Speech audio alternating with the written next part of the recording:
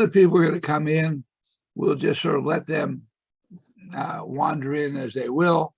But let's get the discussion going. And my idea is to do this as chronologically as possible. So Bob was starting to tell us, and you have to repeat yourself a little bit, about I believe Bob Schreier was. .com's home alerts. We were able to see the newest homes on the market super fast. So we could finally buy our first big boy house. Big boy house. Who's got a big boy kitchen? Big boy waterfall showers. Y'all got big boy vaulted ceiling. Big boy vaulted. Big boy hidden closet. Jim. DIY. You missed the spot. It's this eucalyptus. It was Jim McNamara. I just muted you because you got some background noise on there. I think your screen is frozen. Okay. So back to the gallery. All right. We'll let other people pop in here, but let's get the discussion going. You're all welcome to chime in when you feel it's appropriate. Let Bob start about what he knows about the earlier history. Anybody there before him in January of 70? Yeah, I was there in January of 67. Okay. I was there in September of 66. Virgil, you and I started at exactly the same time. We went up to meet Colonel, was it Stein, in I-Corps, and he gave you your assignment and he gave me mine. We were both very new that day. Do you remember that? That's funny because he sent me to the Mike Force and sent you to Gia Vuc. That's right. And then after that, I got sent out to Gia Vuc. Where did you go? Oh, I ended up going to B-50 Omega Mike Force. So we switched. But yeah, very interesting. You and I need to talk separately, I think, about a couple of issues. But yeah, no, I was there in September 66. I would guess somebody beat me, no? I was there in April of 65. Yeah. And you start the discussion, Dave. You were the earliest voice. Well, I don't see anybody else on here that was there at the same time I was. And then you tell all the lies you want. But we arrived in April of 65. They had changed I forget where it was we were supposed to go to, but they changed that a few weeks before we departed the States. But we got there in 65. I left in I think it was November of 66, and I went to Ashow.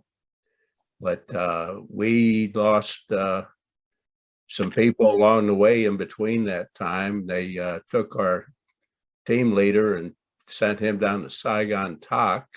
That was Bill Hicks. And then Bob Gifford, he went to Delta Force. That was in the summer of 65. And Skip Menix was our team sergeant, and Skip and Earl Petty and Chuck Bartley left in August of 65 and went to Ashow. And so I decided in November I wanted to go join them at Ashow. So that's what I did. But I was the radio operator, senior radio operator there. What did you know about the history of that area when you came into it, or what did you learn? Well, there had been a lot of teams before us. We replaced a team from Okinawa from first. Right. But there had been teams in there. I forget when they started, but Gia Vuc was an old camp, and he had a lot of things around it, like in the perimeter of the camp. A lot of minefields and everything that we didn't know where the mines were, of course. Several times when we would do parachute jumps, we had some people land in the mine, in that perimeter, and we had to let them probe their way out in order to get out of the minefield. But yeah, it was, I loved Gia Vuc though. Gia Vuc was a great camp. It was a beautiful area. I loved it when I got sent up to the outpost for radio relay. And I would sit up there and just enjoy the beauty of the area, surrounding area. We had a lot of action during that time. Skip Minix was the kind of team sergeant. He looked for action, and but we knew if we went north, we were going to get into contact, and so we had some report. We were getting reporters coming in all the time, and sometimes they'd spend the night with us and everything. Sometimes they want to go on patrol, and we'd ask them, "Well, do you want to get shot at, or do you want to go on a patrol where you're just out on a patrol?" And they would tell us what they wanted, and we'd give it to them. If they didn't want to get shot at, we'd send them out on a medevac. I mean, not a medevac, but where we gave medical care to the villagers and stuff, and civil affairs things. But then if they wanted action, we could take them out. In fact, we had a guy who was I don't know what you call it, illustrator or cartoonist with script, and he came in and he spent about a week with us. We played a lot of pinochle at night and everything. But anyway, he wanted to go out on patrol, and he didn't care if he got shot at. So we took him out west. Norm Bircher was with him on the patrol, and they got ambushed. Norm got wounded in both legs, I believe it was. And but we had to send a reaction force out there to get him. But he had a bullet went through his sketchbook. And so he had that as a souvenir when he got back.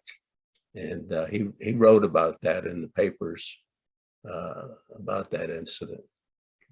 But and Bob Gifford, they sent us a night vision device, one of the first ones, I guess, that we used.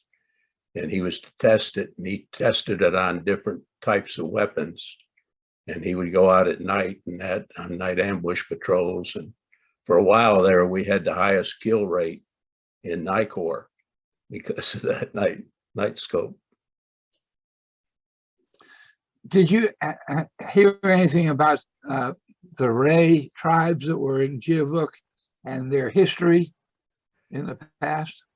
Not that much. They were all very friendly. We always, when we would go on patrol and that, if we went north, we didn't find there wasn't any villages up there. There wasn't supposed to be anybody living up there. But once in a while we'd find somebody. And but anyway, the other ones, especially the ones that lived around Gia Vuc and everything, they were very friendly to us and that. And out to the I guess it was to the east of the camp going towards Bateau, there was a lot of villages in there, and it just depended on if they had Viet Cong in the area at the time, whether or not if they were friendly or they were still friendly, but they would go and they wouldn't give us much information because they were afraid. I was trying to find an article where I think I saw something about it very early, possibly during the French period, where the Hooray tribe were very active in resisting the French or something of that sort. Does anybody know anything about that? A little bit, Steve. There was a period where the Hooray were very closely allied with the Viet Cong.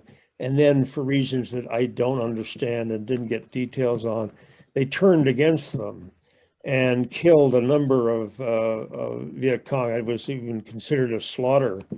That's all I know about it, but I think it was like 1949, Yeah. something way back. It was very The question I would have of Dave is, when I got there in September of '66, there was still a story floating about the Hooray having shot up the team house in some,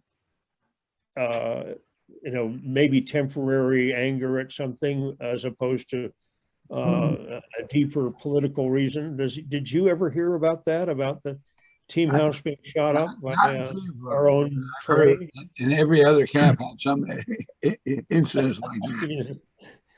That didn't happen during my time. We did have one time where we got into an argument with the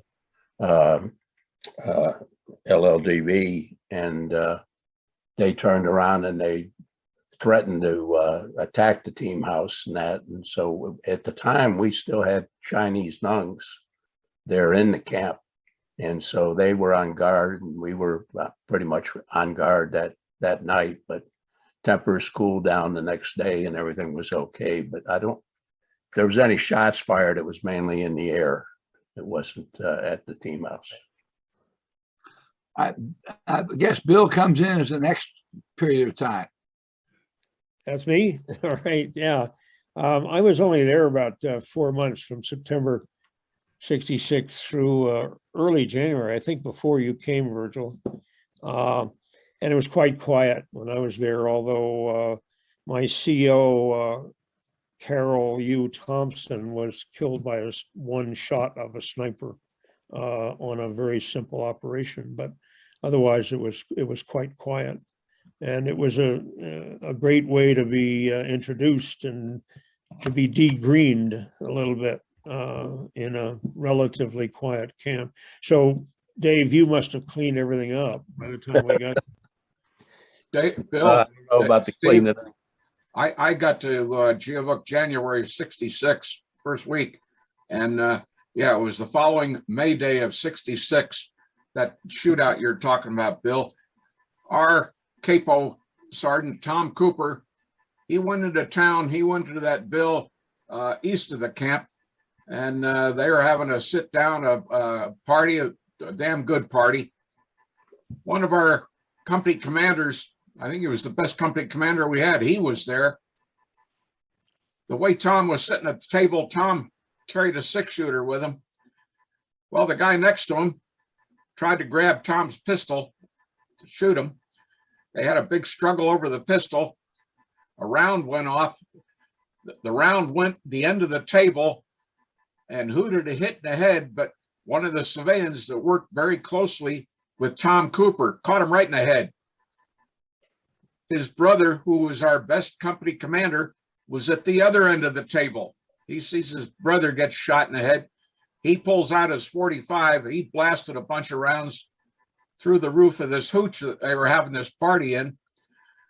They started beating on Cooper. Cooper made it back to the camp.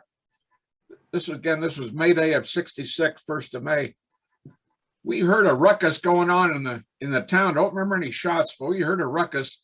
Tom walks in the front gate. He's kind of bloodied a little bit. He said, "Goddamn bastards tried to kill me." Well, then what happens? You all know you're in a quiet atmosphere, and all of a sudden you hear a noise, and it's out of the normal.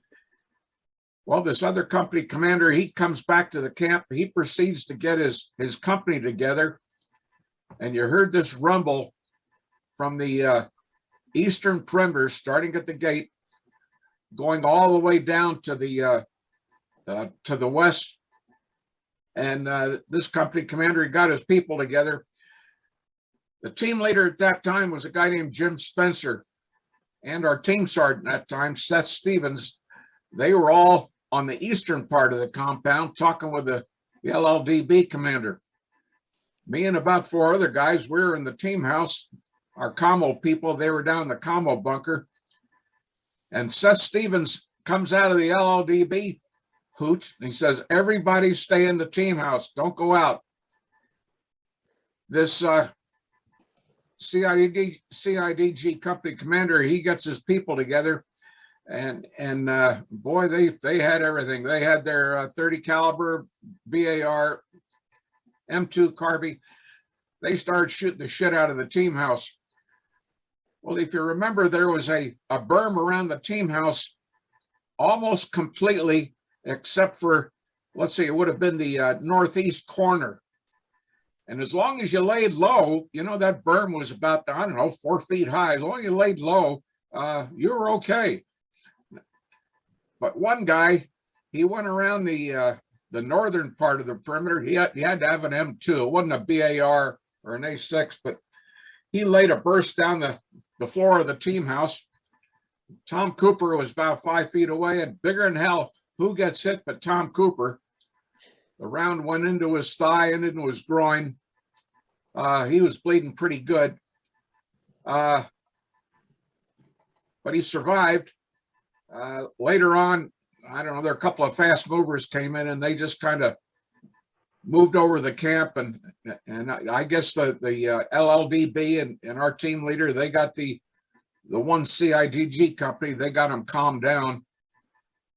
But we got Cooper, he got medevac back to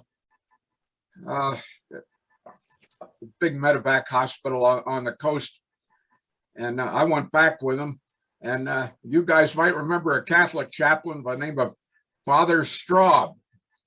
And if you remember Straub, whenever he visited a camp, I don't care if he's a chaplain or not, he'd put on a 45 and he'd go out in an operation with you. So I'm standing next to the OR waiting to find out about Cooper. And here this stretcher comes by with Chaplain Straub. And I said, "What the hell are you doing here, Father?" Well, he'd been out at Trebong. Yep, went out on a patrol.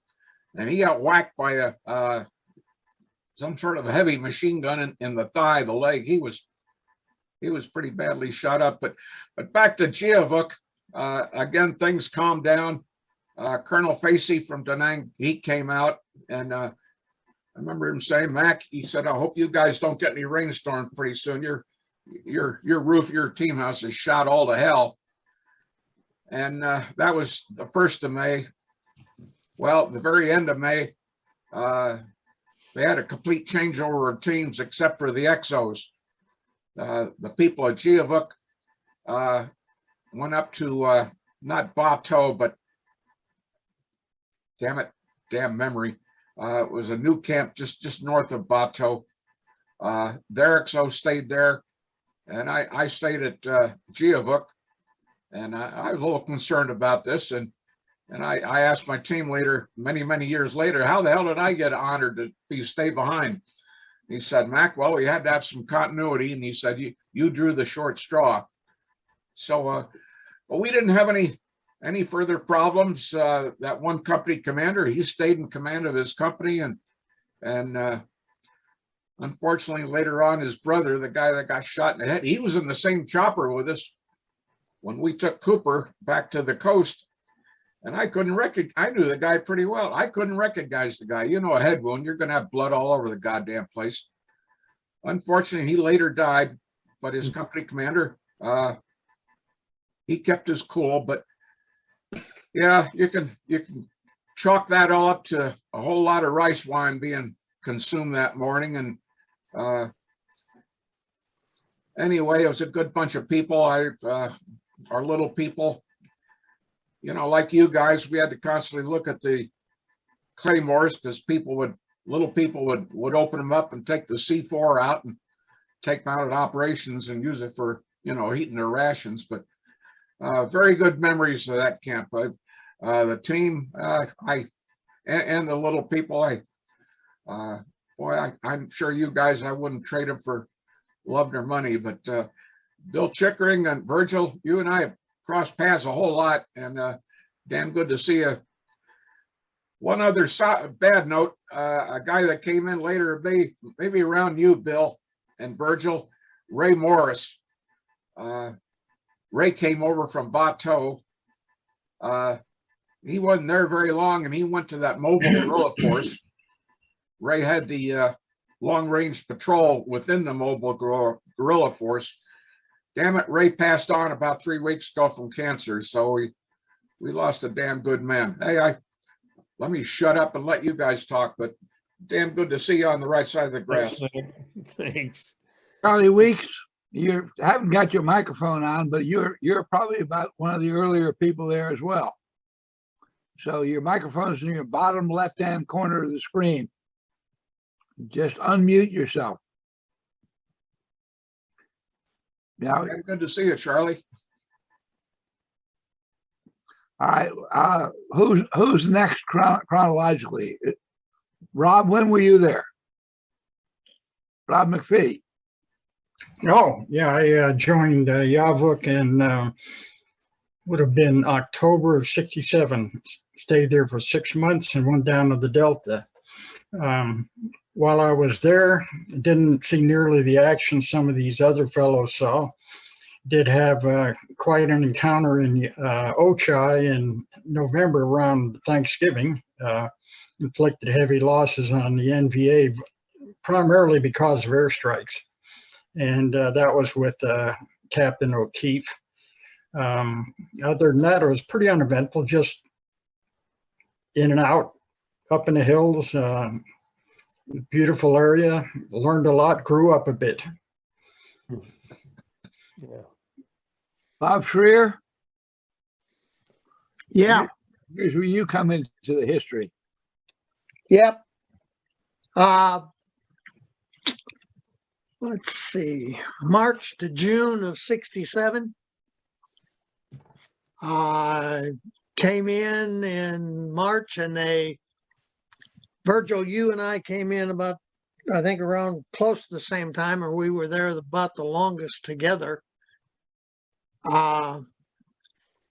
They had, word was they had some problems with the CIDG and the Americans not getting along. And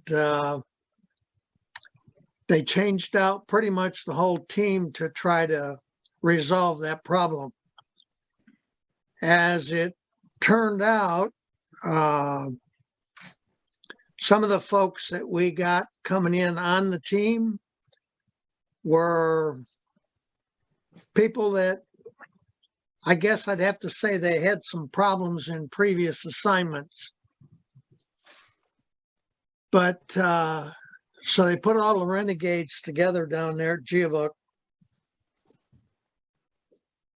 And I kind of hit on an idea that we all would carry a Zippo lighter with the SF crest on it and A103 Gia Vuc.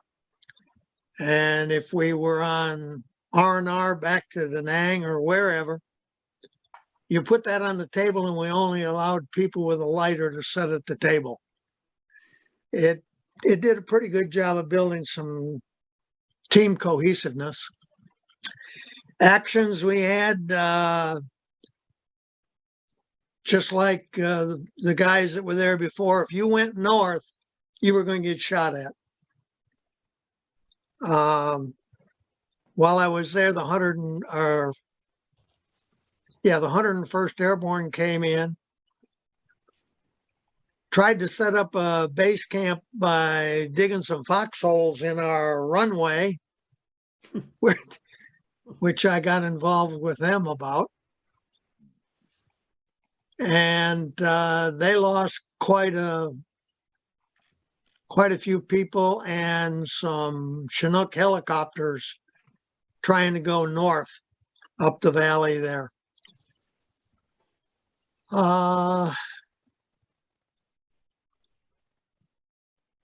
The other big action we had, I was on a patrol out east towards Bateau, about midway or so between the two camps.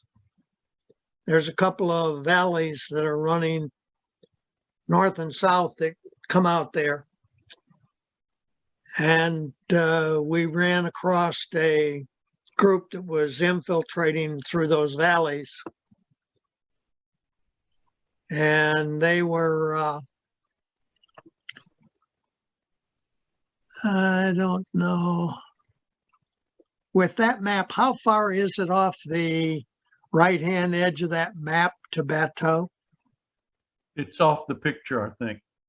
Yeah, I don't know how far, but it was around, God, nothing seems to fit.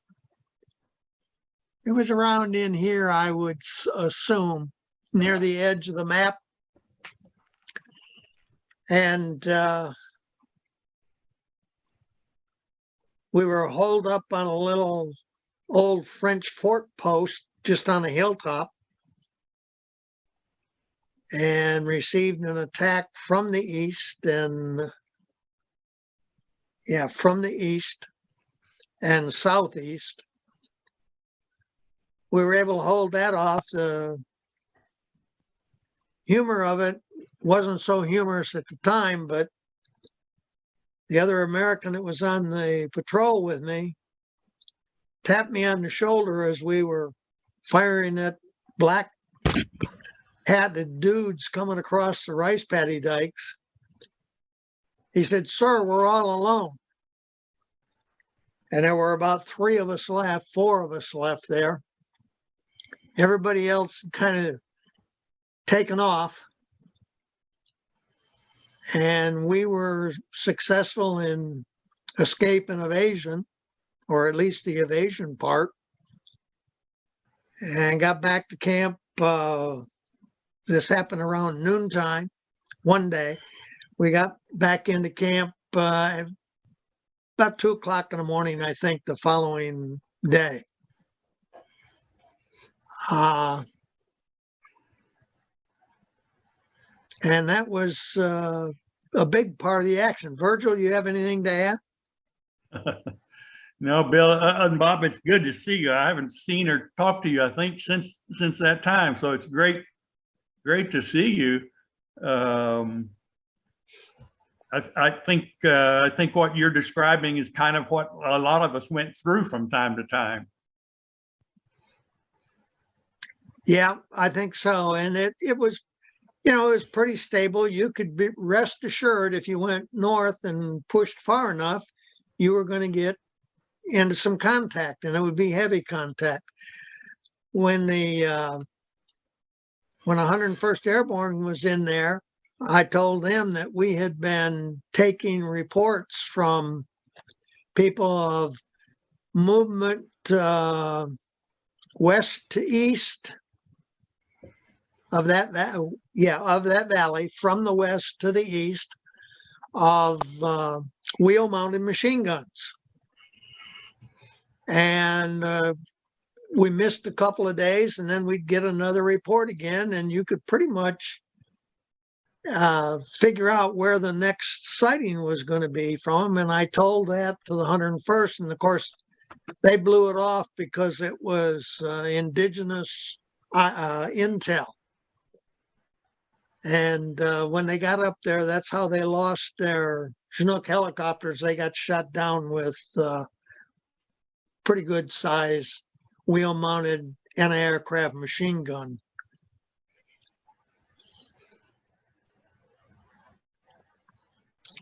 Bob, Ochai up north was that was the major Indian country up there. I flew up there in a bird dog with a friend of mine who was the pilot. And we flew up and down that valley, and they were shooting down on us.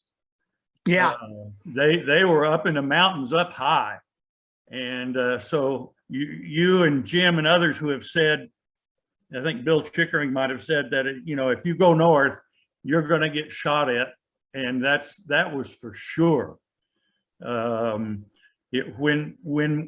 we were there, it seemed like, we always ran 2 operations at the same time. That was the SOP from the C team. Each camp would run 2 operations simultaneously. And so SF would run 1 operation and the LLDB would run the other operation. The LLDB always went south. And we always went north or east. West across the river was 2 Corps. So we didn't go west very much, other than just sort of maneuver. But I thought it was a little bit ironic that we always went north or east. LLDB never went anywhere but south. That's for sure.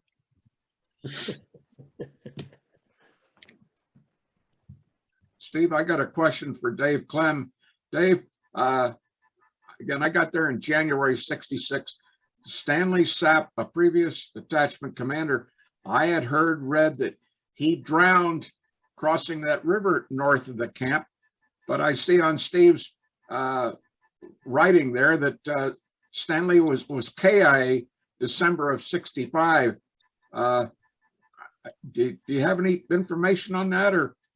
Well, it did happen in December of 65. Captain Sapp had just, he hadn't been in country very long. I was at Ashow at the time, but I happened to be in Da Nang when he arrived in the country.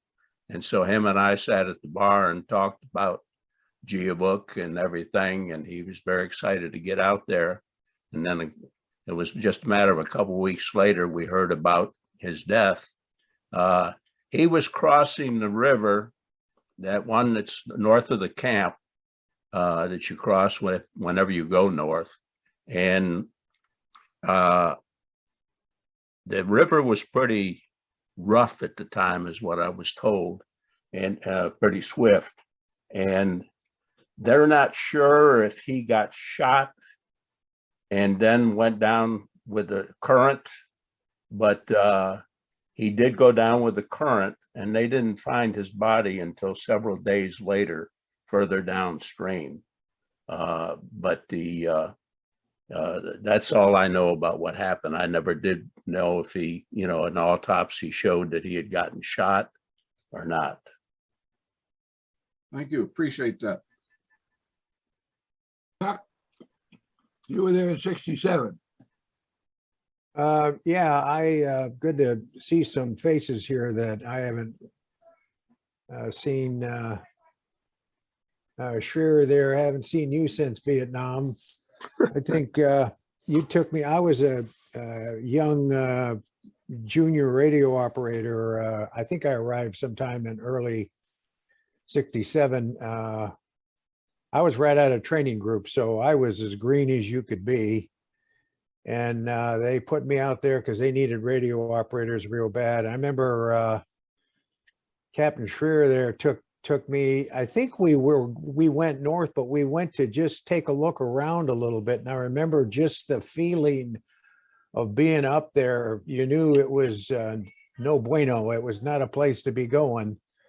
And we ran into some trails and stuff with a lot of, as I remember, punji stakes and booby traps and stuff. And it was just, I was like, oh my God, this is not a walk in the park. I would left right before, I think the 101st came in, and I remember I had a little Pen EE half frame camera I carried in my pocket. I took a bunch of pictures of these guys bringing their wounded helicopters back.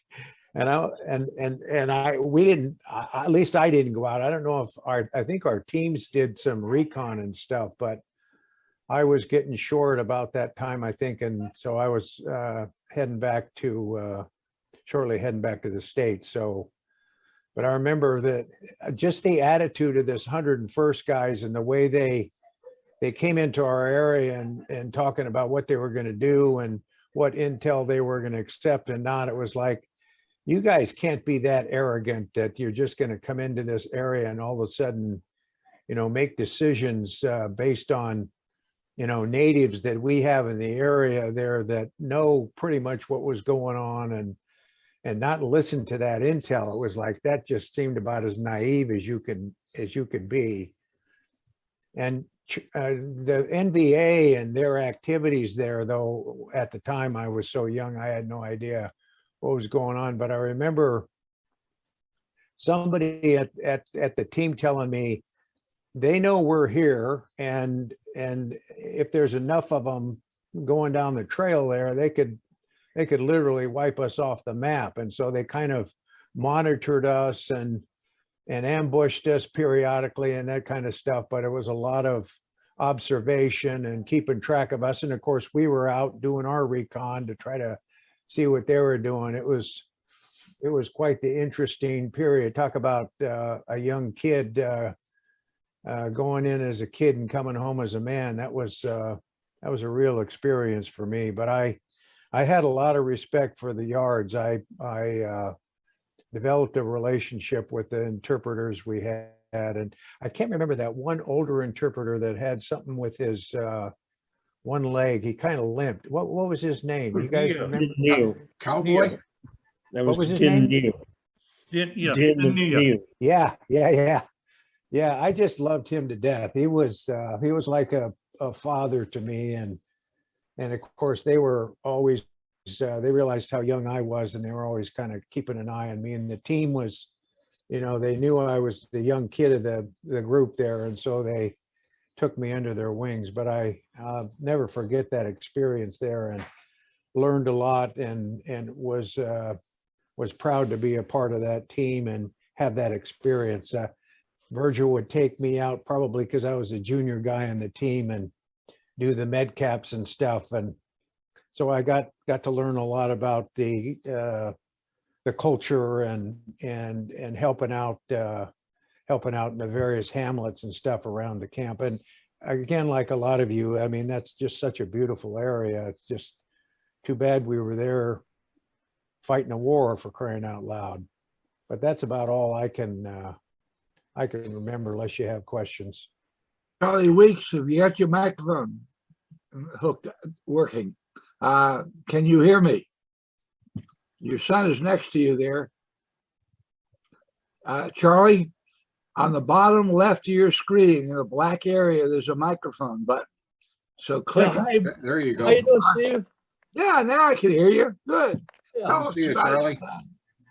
yeah, I finally got on, man. Tell us about your all expense paid vacation to Southeast Asia. Yeah. Hey, Jim McNamara and I, we were together, Gia Vuc.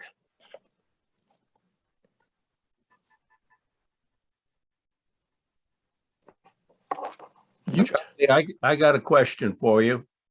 Who was the radio operator, the senior radio operator that you relieved there at Gia Vuc? What was his name? I want to say it was Frank something. When was it? That would have been in, well, he was there during part of my time, but I left in November of '65. So he got there probably a couple of months before that. And he still would have been there when Charlie came in. Charlie probably replaced, now David, you and Tantallo were on the beginning, the first team.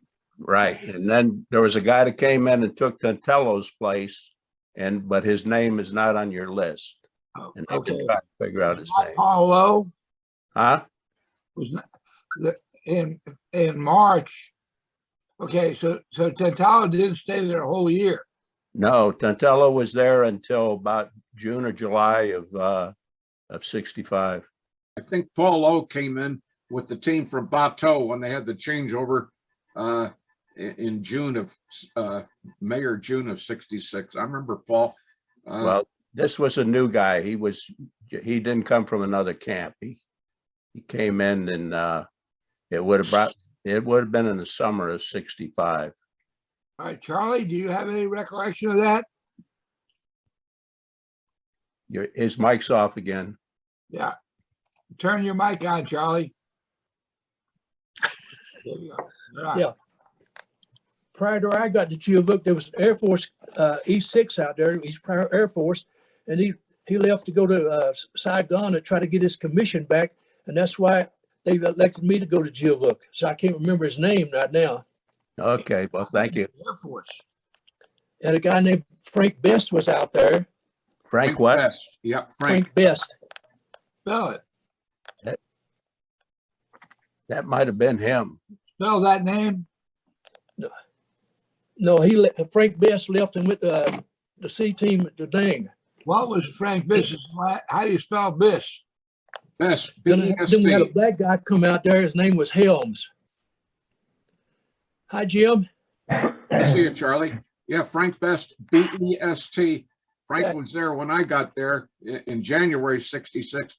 Frank, unfortunately, I thought he was a very qualified person, but he apparently had a run-in with the previous XO, and Frank Best had already worked up with the C team to get transferred back to Da Nang. But gosh darn, Charlie, I can't remember who was the senior guy. Helms came in later.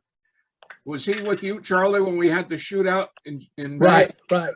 Yeah, Helms was there then. Yeah, it must have been Frank Best is who I'm thinking of. He was a good man. Yeah, I don't know how long Bess was out there. Hey, Jim. Jim, I still got my chaplain's necklace that he gave us in '66 in Gia Vuc. I wear it all the time.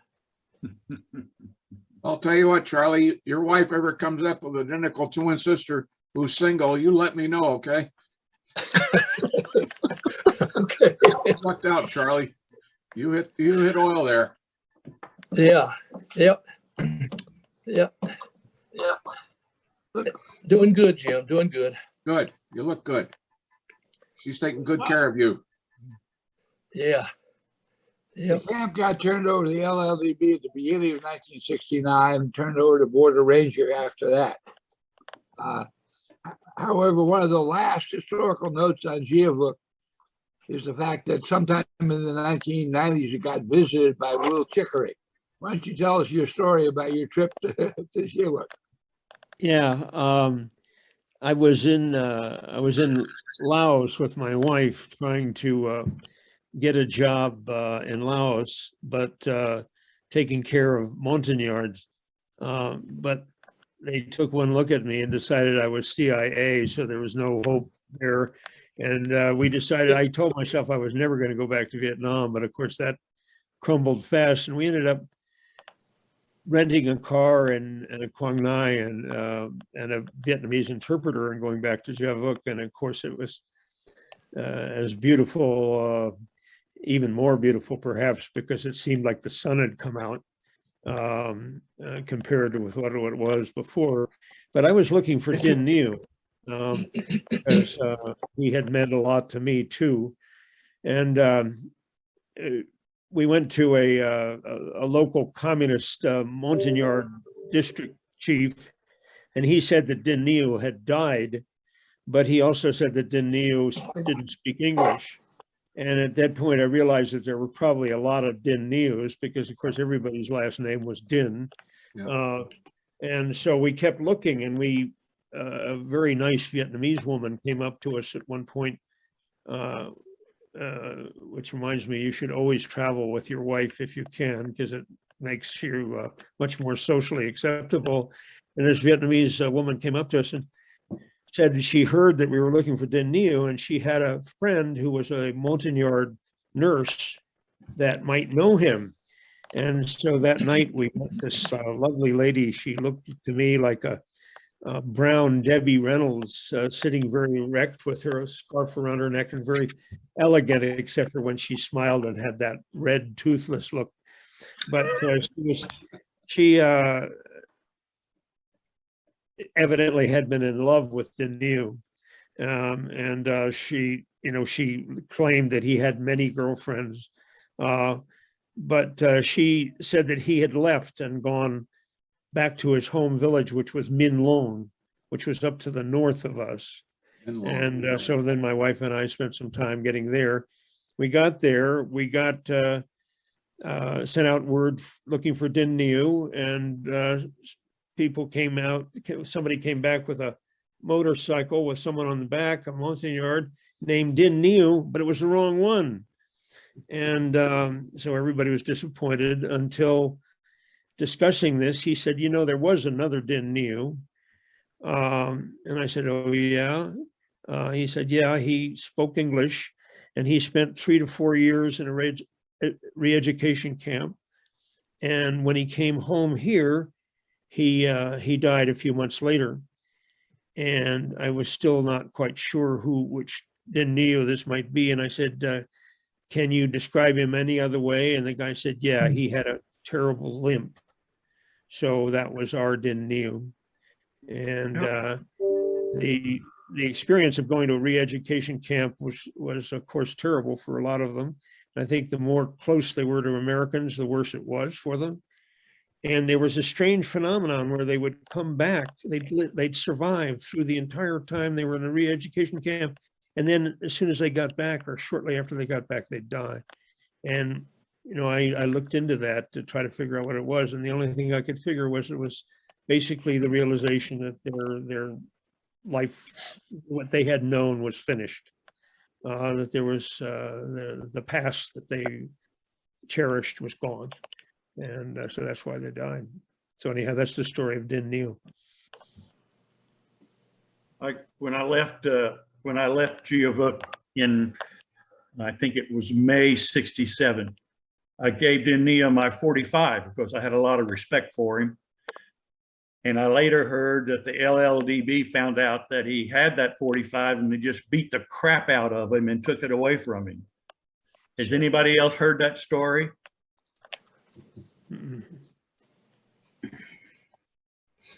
Terrible. Whether they're North Vietnamese or South Vietnamese, the Montagnards were on the short end of the stick when it came to the Vietnamese.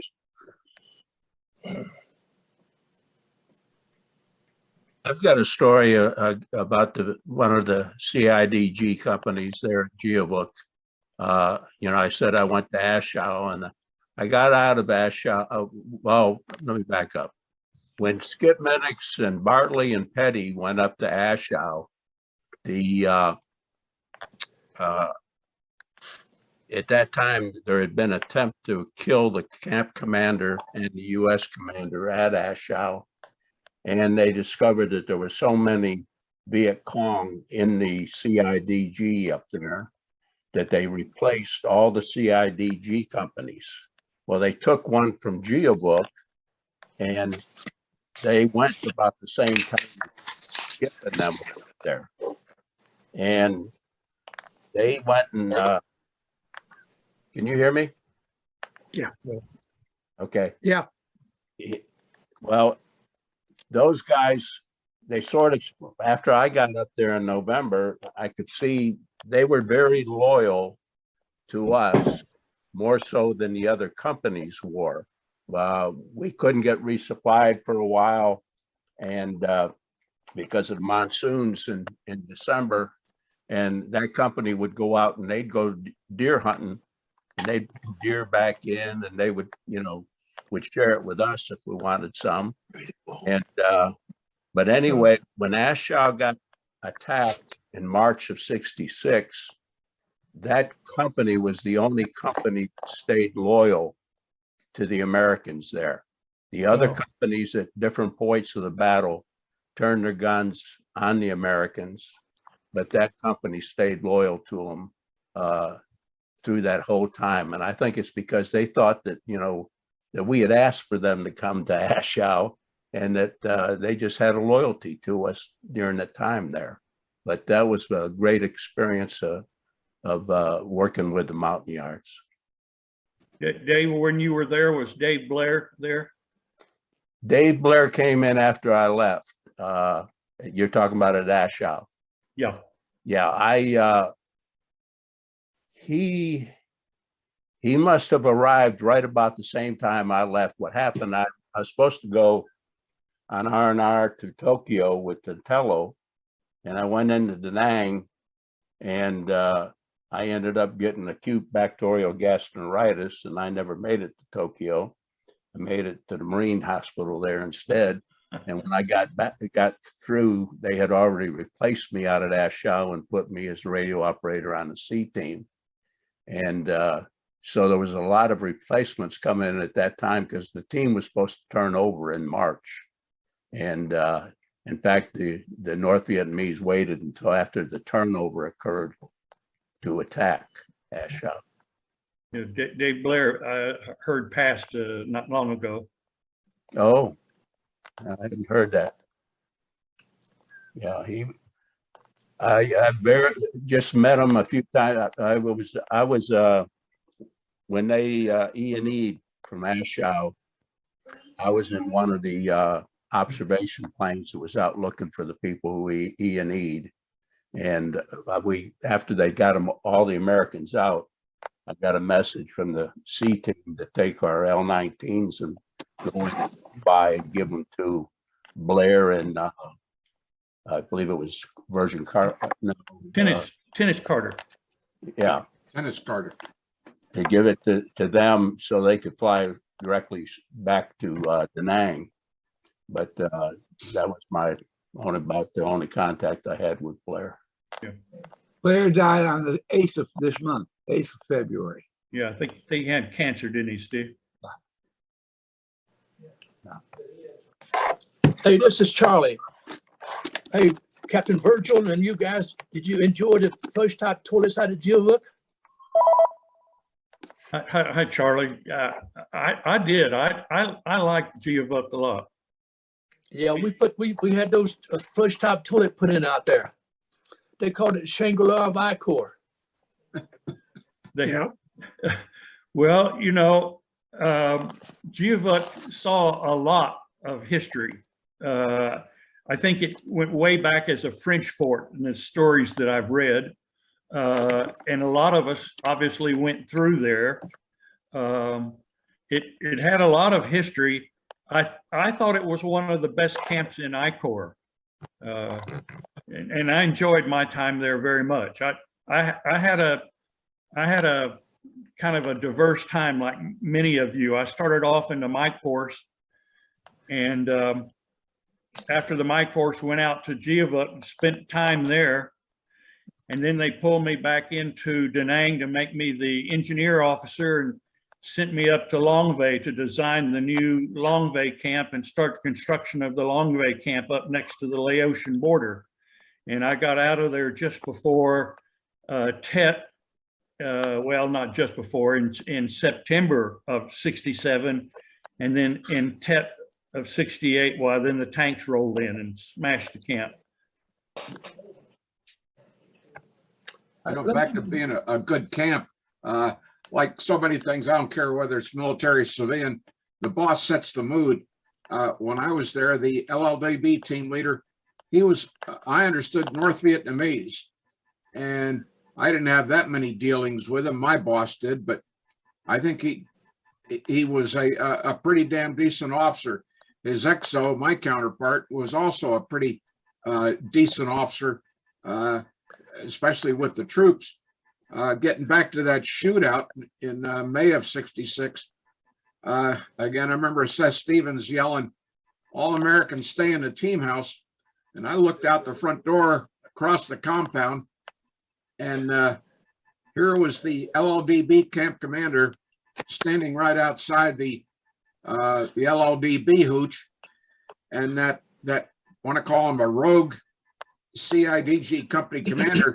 He walks up to him, takes out his .45 and puts it right in his LLDB commander, puts it right in his face about 2 feet away. And I'm thinking, Jesus Christ, what's going to happen now?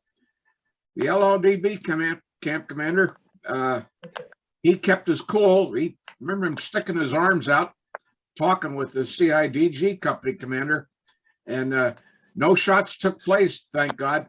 And the company commander, he just walked away, and that's when he got his company commander or his company together, and they laid siege to the team house. But the LLDB commander, again, he has a .45 2 feet from his face, and he kept his cool. But again, you say it was a good camp, and I think we agree the boss sets the mood no matter where you go. One of the LLDB commanders, I think, at this camp was a guy by the name of Chu Van Chu. I don't know if anybody recognizes that name. He was a captain at the time. You remember when, Steve? I believe like '67. Yeah.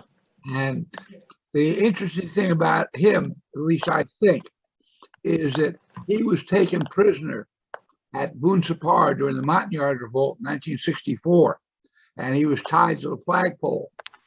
And when the SF major came in to end the siege, what he did is he came into the camp, cut this guy off the flagpole, and had somebody else take him out of the camp. And then he proceeded to talk to the Montagnards about what was going on. But he went and rescued this guy. This guy, Chu Van Chu, wrote a letter to him afterward that I was sent by the major's wife. He had built a whole plaque and all the stuff he sent to him. He was very, very grateful for that. So, this guy had been through what he was through, and he was the guy that Jim's talking about. He'd already been through it before. There was nothing should have phased him. He was held for 5 days tied to a flagpole while all the other LDB were shot and dumped in the latrine. Bob Hey, Shear, Jim, the LLDB captain that was the LLDB commander when we were there was a captain. I can't remember his name. It might have been two, but I had been told that he'd been sent to the U.S. Army, some officers course at Fort Benning. Yes, And you have been there. that was him then. And I will say this about him. When he gave all the operation orders for the ops for the camp, the day before the ops would leave that night. And he gave some of the best op orders I've ever heard. He was very good at that. I don't know if I don't think he ever went out on an operation, but he certainly could organize the ops. I don't know who 74502 is, but he seems to be having trouble hooking up. We'll have to wait and see what happens when he comes through. Let me raise another point. You talked about to the west of the camp was the 2-corps boundary. And you talked about operations to the north, south, and east, and that you didn't do operations to the west. Well, that was a conduit for the North Vietnamese to bring supplies into Binh Dinh province, right along the 2-corps, I-corps boundary. And there are people I've talked to from various camps in 2-corps that complained that they were not allowed to go up to the boundary to run operations. One person was very paranoid about the whole thing. I don't think that anybody was restricted in that way from going there, but because of the fact that it was a boundary line between different elements, they didn't want to have any friendly fire incidents where you met up with another camp. But there are instances in which the NVA left camps alone. Loch Ninh is probably one of the most important ones I can think of. They did not really harass the camp as much as they could have. They were in extreme strength in the Loch Ninh area, and they felt that if they attacked the camp, somebody would clean up the whole district, and that would involve all of their major headquarters elements that were there. So, it may be that there was a two-pronged aspect to the border. They didn't attack you because they didn't want you going after their border area, which was their supply line to Binh Dinh province. And you didn't go there because you didn't want to run into friendly fire from camps in I-corps. Any comment on that is a hypothesis. hey, Steve, Charlie here. Hey, Jim, we're speaking about the shootout at Gia Vuc. Remember, we were all in the team house, and the black commo guy, Helms, was in the commo bunker. And he called the name about, we were being under attack. And he said, anything in the air. And all of a sudden, 2 B-57 Cranberries rolled in and everything stopped. Remember that, Jim? Yes, I do. I remember them overflying the compound, and I Yeah, guess yeah. exactly Everything at that stopped. time or shortly thereafter, the CIDG shooting had all stopped. Yeah, we were lucky.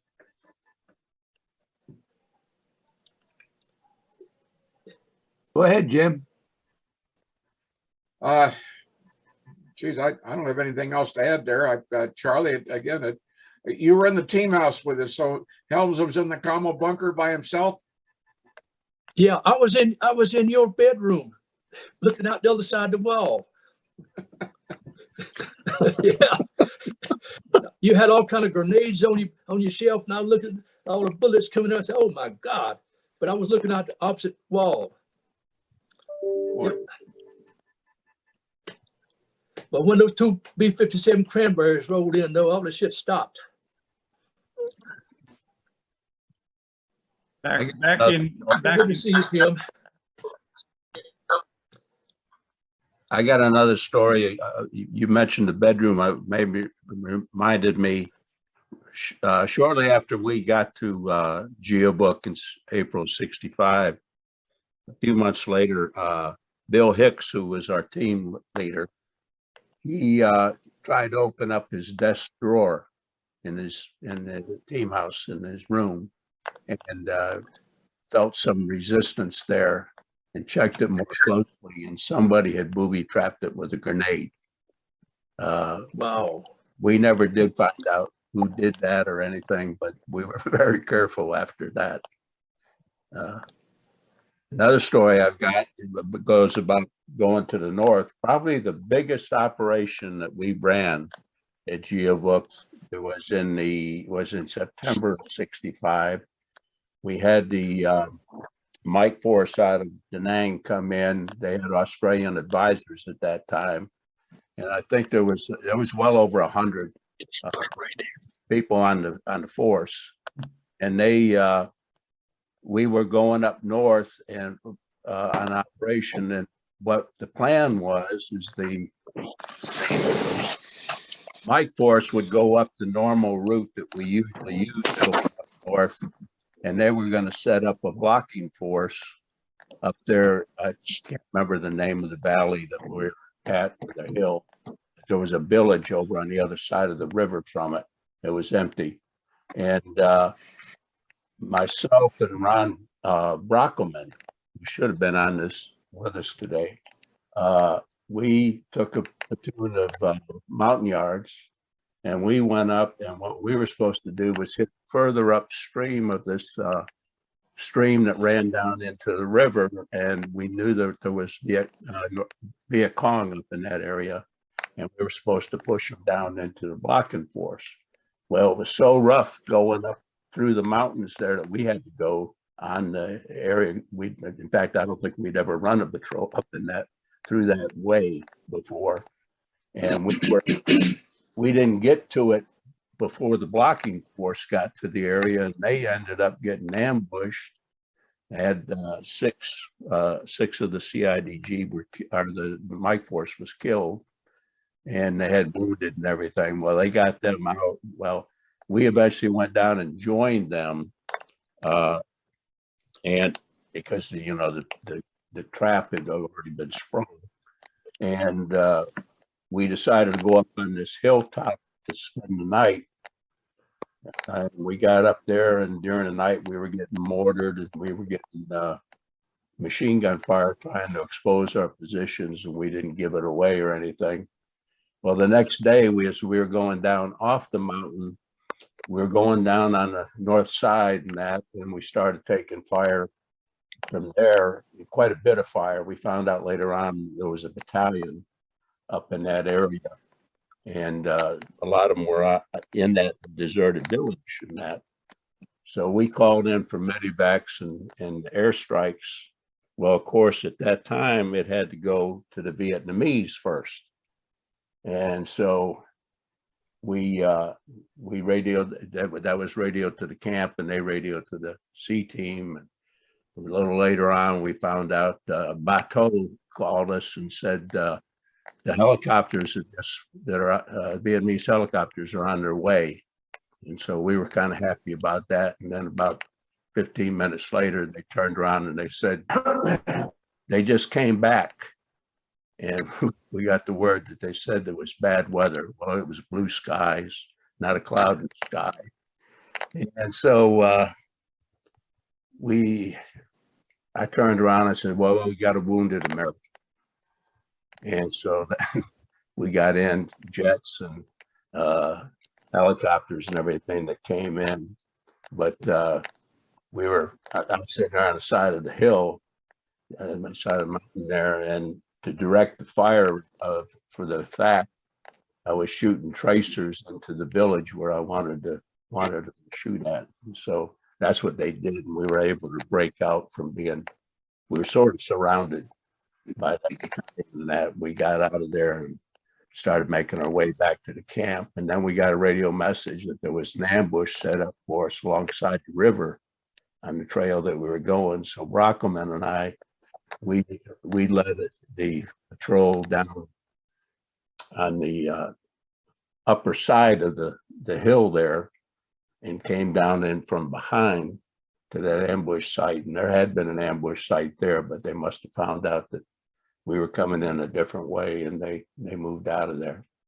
But that was, I forget how many killed we had there. No Americans got hurt or anything, but it was, that was probably one of our biggest operations during that time I was there. Hey, guys, this is Charlie. I'm off the ZKJ. So, hey, thanks good to see you guys. Good to hear you guys about Gia Vuc. Steve, thank you. Jim, thank you. Thank you, guys. And up signing off now. Charlie Weeks. Thank you, guys. Take care, Good to see Charlie. you. Adios, Charlie. Adios. Stay well. Yeah, I'll try to see you tomorrow, Steve. Okay, Bye, Jim. Thank you. Bye-bye. look, I'm gonna give you a bit of Yep. an advertisement here for the Green Beret magazines I reprinted. Here's one article here Okay. with this really tall, skinny string bean over here. See that All guy? right. Hey, thanks. Thanks, guys. That's Virgil Carter once upon a time. I see that. Okay, thank Steve. you, guys. Talk Steve, I'll try to talk to you tomorrow, Steve. Okay, Charlie. Bye, Charlie. Take care, Charlie. So there are quite a few articles on Gia Vuc in here from different time frames. And a lot of these people didn't show up for this meeting. I don't know why. Ralph Law. Hey, They're how still many living. OPs forever. did you have around Gia Vuc? Who did you ask? We had 3 that I remember. Okay. Yeah, we had one to the north. We had the best one was the one to the east, and then we had one to the south. Okay. I don't know who the 74502 is that keeps trying to get on, but he's not having a lot of luck. A story about the team house after the shootout. And Bob Shear, if you're still on here, you'll probably remember this. No one slept in the team house anymore. Everybody slept out in bunkers and one thing and another. The team leader and the XO slept in a bunker facing toward the LLDB team house. And there was a firing slit. You remember this, Bob. There was a firing slit facing directly toward the LLDB team house, and above the firing slit was a BAR and about a gazillion magazines, loaded magazines for the BAR. Fortunately, we never used it, or at least I never did, Bob. Maybe you used it. I don't know. No, we never used it.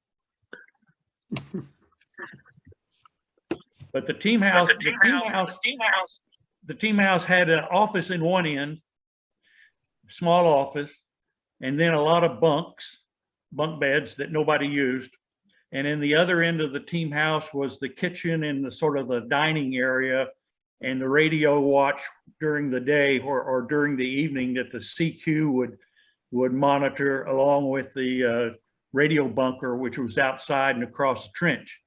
So the only part of the team house that got used was the 2 ends of it, the office end and the dining end. And then beyond the dining end was the little shower with the 2 55-gallon drums up above the shower.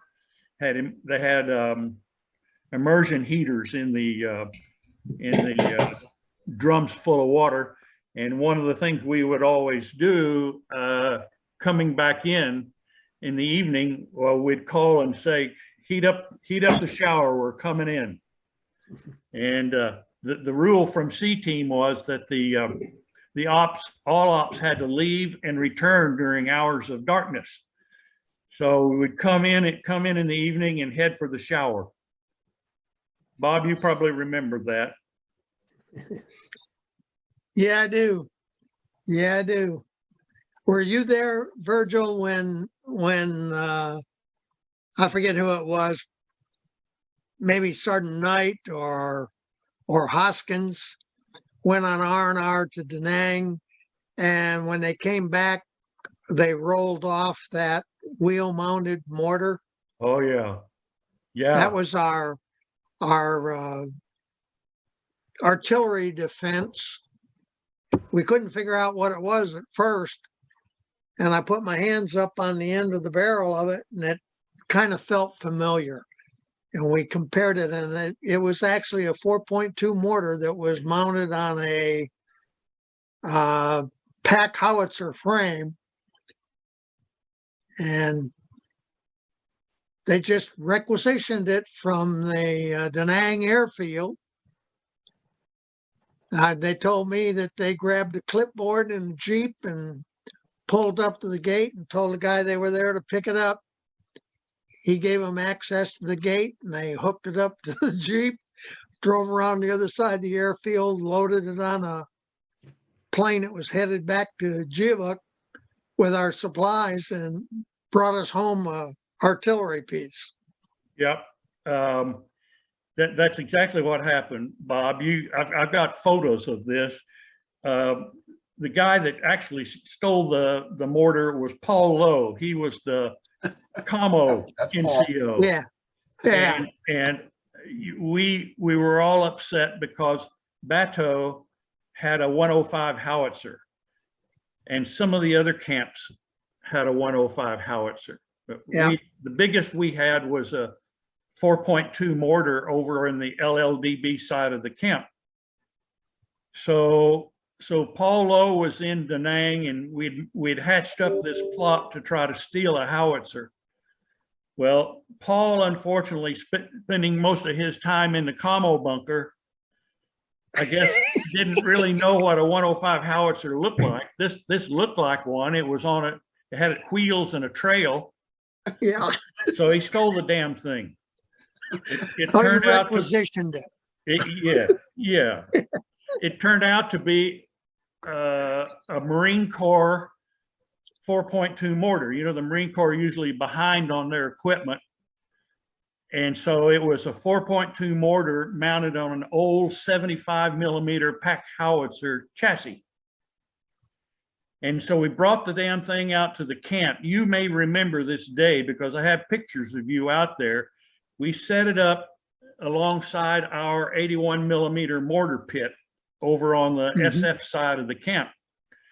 And we decided to register that mortar on a distant hill to the north of the camp. And we fired 2 or 3 Willie Peters and got the thing registered on the top of that hillside. We fired one more Willie Peter, and it was a dud.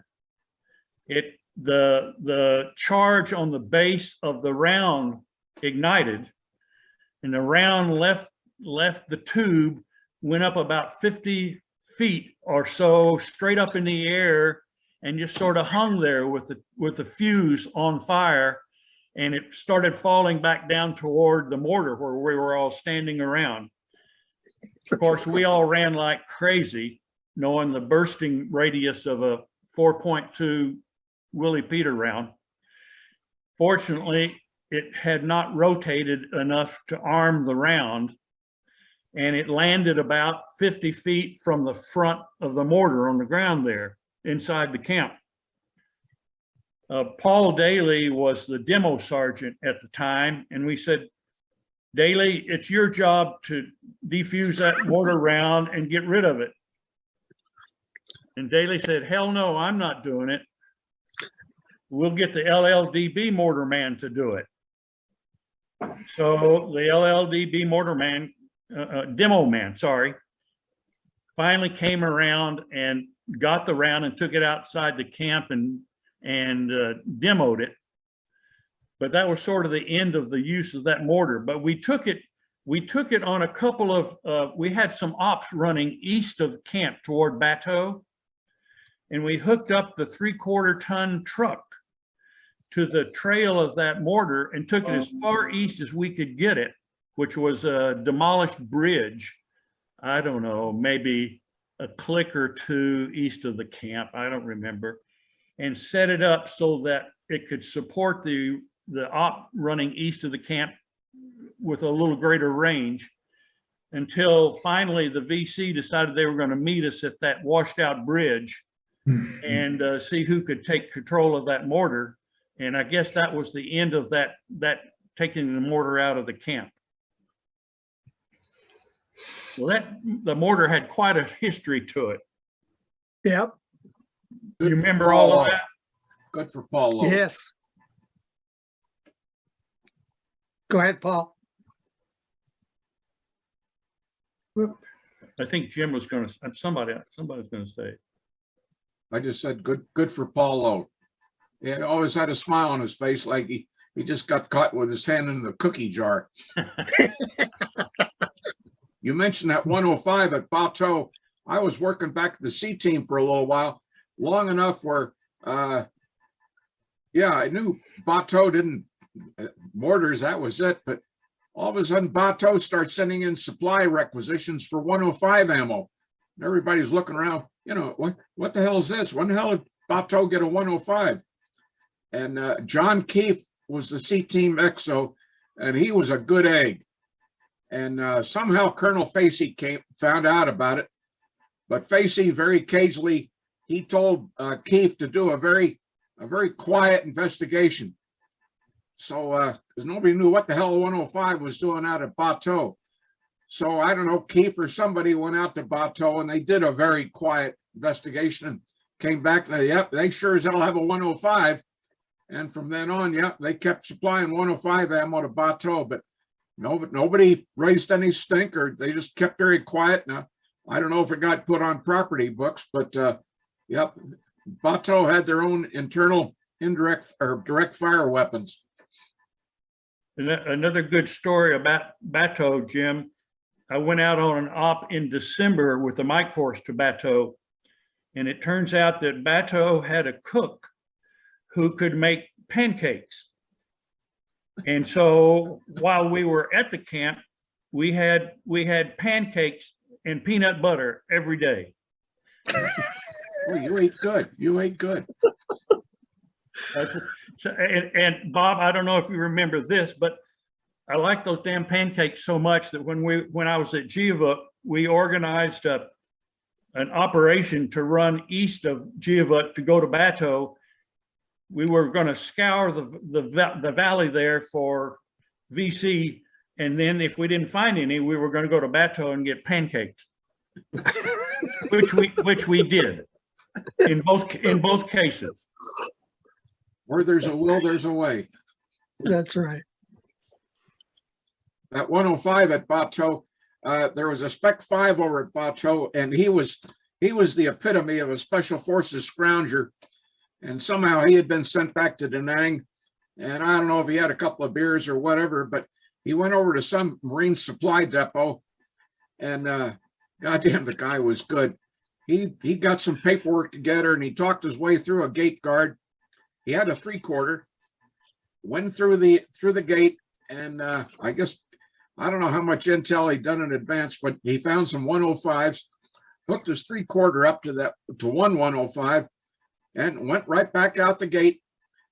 And this is pretty, squared away young E5. He had made Bateau could take a C-130. But this E5, he had talked with whoever he needed to, but he got out to the air base right next to the C team. He got out there, dark 30, loaded that 105. Nobody knew anything the wiser. And that's how he got that son of a gun out there. Unfortunately, that E5 later on, he was also up at Minlong, and God damn it, he took a direct hit from a mortar round. But boy, I'll tell you, a scrounger, he was A1. Thank God for people like that. Every camp needed a scrounger. Yes. Chuck Woodson, when I got there, our junior medic was a guy named Clark M. Jennings. I tracked him down and found out, damn it, the guy was also out here in Oregon, but he'd passed away about 2 years ago. But Clark Jennings, he was damn good, man. Does that name sound familiar to you? No, I don't remember that name. We had a few senior radio operators that came through Gia Vuc right before me and during but no, that name I don't remember. I spent a little bit of time in Da Nang before I came out to the camp because unfortunately for me, when I graduated from training group, we weren't taught the speed key. And if you guys remember, we used the speed key to transmit our messages out. And I'd never seen a speed key before. And so I arrived at the C team and the guy says, what rate, how many groups do you copy? And I said, well, 18, 19, on a good day, maybe 20. He goes, we're sending and receiving 20, 22 groups and we're using the speed key. And he showed me the speed key and I was like, I'd never seen one of those things. He goes, well, what the hell are we going to do with you out here? You can't even use the combo we're using. So they put me through this high speed training period at Da Nang before I was sent out to the camp to bring my speed up and then learn how to use that speed key. By the time I left, I loved that speed key, but when I first got there, I was I was useless to the radio operators because I didn't know that device. I've got a story about the speed key also. When I got there, I had never used a speed key, and neither had Tony Tantello.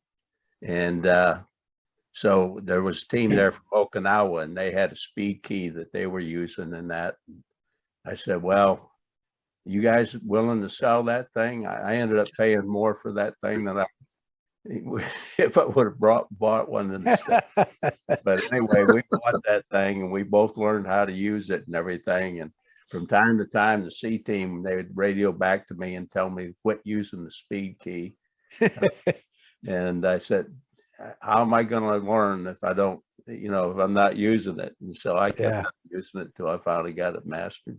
That thing was a real test when you first started using it, like you're saying. I mean, it was so unnatural. You're used to tapping, and then all of a sudden you're using your left, right, and that was pretty strange. It seems apparent from all the calls I made that radio operators spent some time at the C team in each core area, and I just thought it was just to get them accustomed to the practices of the communications in the core area. But you're putting on a new dimension in that when you say it's actually teaching you how to use new equipment. Well, with us up in at that time up in Da Nang, what they would do is they would get the more experienced operators on the team at Da Nang. They would wait until somebody got with a couple months of their Duros usually, and turn around and bring them up to the C team and use them there. They had a few guys that were there for quite some time. Tantello was there for a long time, and so was Tillman Cooper. And but those guys were most of the time they took the more experienced guys and put them on the C team so they'd have the better radio operators there. I think they ended up with both, the ones at the end of the tour and the ones at the beginning of the tour. I didn't see many during the time I was there that were on their beginning of their tour. These were mostly experienced guys. But you came over as a team. Yeah. And the next group of people, or the third group of people, was another team. Yeah, you're right. Yeah. So actually, when I spent time at the C team, what I did there was actually they needed a door gunner to run the mail runs, so I ended up getting volunteered as a door gunner there for a period of time, and I got to see a lot of the camps during that time. But they would have me sit there and practice the key just on my own, and then mainly practice copying the messages. So I got my speed up. So I spent time there, but I wasn't like one of the main, obviously the main operators for the team there. Like you say, those are older, experienced guys. You commo guys, technology. I remember March of '66. I was with Frank Best down in, we were right at the edge of the 2-quarter border to the south. And Ashow was getting whacked. And Ashow was having problems communicating with the C detachment. The guy that was with me, Frank Best, I'm not sure if he was a senior or junior commo man, but Frank was with me and he was working the radio. And what Ashow was doing, they were communicating or having their information relayed from Gia Vuc back to the C detachment. And then Frank Best was monitoring all this. And I remember Frank turned to me after listening to one communication. He said, I forget what the call sign was for Ashow, but he said, Ashow has just been completely overrun.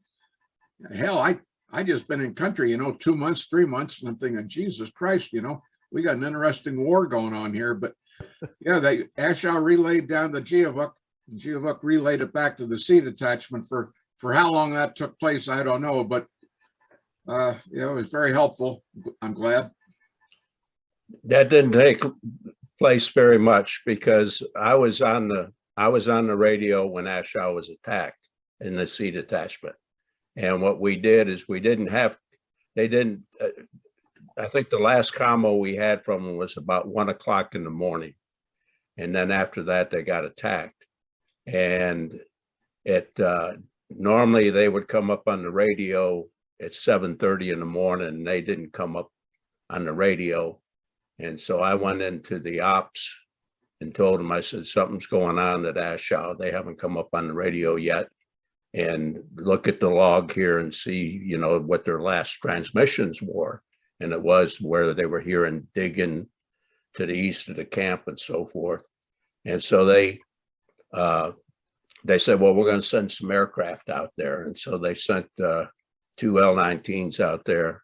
And then they mainly acted as the relay from that point on. They were using the FM radios, and they were radioing back to the aircraft was radioing back to us at the C team, and we were able to go through those 2 planes. Of course, the plane switched off. There was always going to be planes up there doing the radio relay, and so that went on for 2 days during the attack and everything. And then the night they were in the evening when they were overrun, I had the group commander and Colonel Facey both in the commo bunker at the commo room at the time.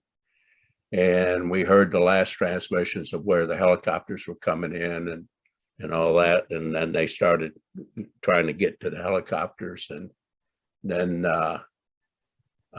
we kept radioing to them, trying to keep in contact. And about a little after, it was about 5:20 or something, the group commander turned around and says, as of 5:20, we've closed Camp Ashow.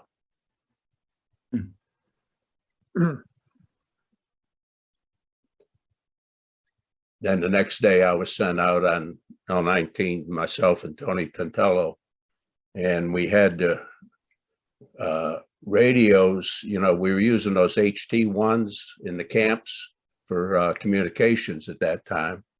And so we took about 7 to 10 radios on the planes with us. They were frequency set. You couldn't adjust to a frequency. They all had crystals in them. And so we had to keep trying each radio in order to get contact with them and to see if we could get contact with them. And it was late in the afternoon when finally I heard somebody on one of the radios, and it was Benny Atkins, and he was he was using the HT-1 and he told us, where they were at and that. And so we called in for evacuation. 2 helicopters showed up and one of them got shot down, and then the fog closed in, and so they couldn't get that helicopter crew out. So we had more Americans on the ground, and then they had the E&E, and then the next day they were all able to get to an airfield, one of the abandoned airfields, and they got picked up there. But I was out at that time too, that next day, trying to get back in contact with them, and then they got picked up they were able to make contact and got picked up by the Marines. Benny Adkins had earlier served at A103 before me. Was anybody out there at the time that Benny was there? Benny, got the Congressional Medal of Honor. I don't know if you heard that, but just a couple of years ago, he finally got the Medal of Honor. They had downgraded it back during the time, back in '66.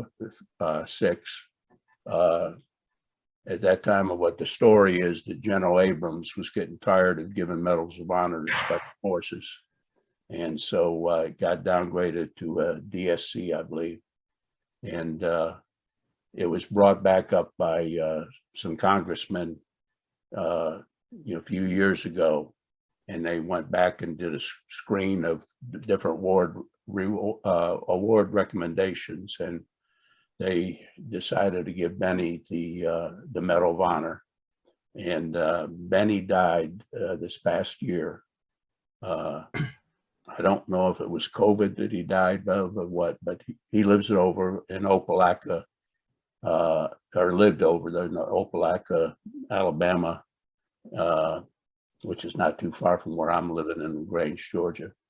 And yeah, he passed away last year. I got to him and Joe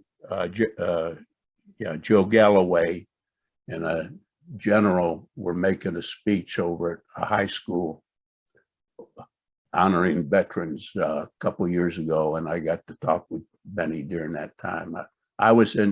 Benny arrived just before I left Ashow. In fact, I was on a night ambush patrol with him, and Benny was a good man. Benny was on one of the TDY teams that went to Gia Vuc in 1963, and they did a book here. Yeah, on him. I've got it on my bookshelf. Yep, very good book. Benny was a very irascible individual, if you want to call it that. The guys that survived from Ashow, they were reconstituted, were sent out to Tin Phuc, southwest of Da Nang. Comment I heard was that sometime after they were at Tin Phuc, the guys that had survived the Ashow battle, they were in a formation, they were receiving some awards. One of the presenting officers was an LLDB. It might have been their general, I don't know, but it was an LLDB. And they had to order. Benny said, hell no, I'm not taking any award from a LLDB. Well, I guess Dave Blair gave him a direct order to stand in formation, and he did. Well, the comment I heard, Virgil, maybe you could back up on this, but when this Vietnamese guy got to Benny, he pinned some award on Benny's shirt. And as soon as he walked down to the next guy in the formation, Benny reached up, grabbed that award, ripped it off his shirt, and threw it in the grass. And of course, that's not the kind of stuff that public affairs officers like to write about. So that typical Benny Adkins, but that didn't help his Congressional Medal of Honor efforts either. Oh, well, you have to. Well, if you read this book there, you'll see why he hated the LLDB. They were worthless at Ashow. They were completely worthless. Ken Casey said that when he talked to John Wayne, scriptwriter, they based the battle portion of the Green Beret movie on Ashow. but the Korean that played the camp commander was not anything like the actual commander No. at Ashau, who was just a total worthless piece of shit. Colonel Facey, you know, he was in that movie, The Green Berets. He was the briefing officer for John Wayne. And he told someone else that I know several years later that the fact that they based that, you know, attack on Ashau. And so it's interesting that you bring that up. I was in what was the camp in Saigon, the supply center. And anyway, I was there. I was passing through there, and some of the people at the camp asked me to go talk to him. He was at the camp commander at that time, and they said, "There's this movie that's playing over at NAFI headquarters. Can you ask him for permission for us to go and you be the escort because of curfew?" And I did, and I mentioned the movie, and then he told the whole story at dinner of what happened. And I'll tell you, I saw that movie in Saigon with a truckload of SF people from Camp Goodman, that's what it was, and all the Mac Beach Airborne Rangers on the other side of the theater yelling back and forth. That was the best movie experience I ever had.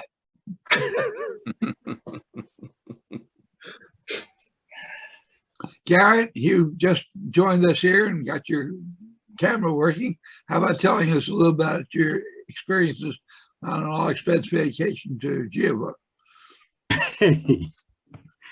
I don't believe I've ever been to Gia Vuc. Why are you here? I wonder, Pat Clark was going to try to join us a little later. I had some family obligations. And 106, and also 106 later. Pat was on this morning. And Oh, he was. he was testing equipment. But Well, maybe he will join later. Gia Vuc and Bateau. So were you not at Gia Vuc? No, I wasn't. I was in Bateau for about 3 months. But you were.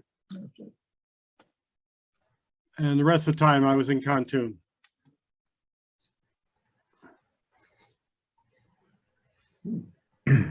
Kurt, were you at Bateau when that E5 brought that 105 howitzer out to the camp? I think it was already there Good for you. when I got there. All right, so you from February 67, March 67 to June 67, you were only at Bateau. That's right. Yes. I couldn't have given you the dates, but it was 3 months. Right, but you were not at A103, you're still A106. Just 106, yeah. In Bateau.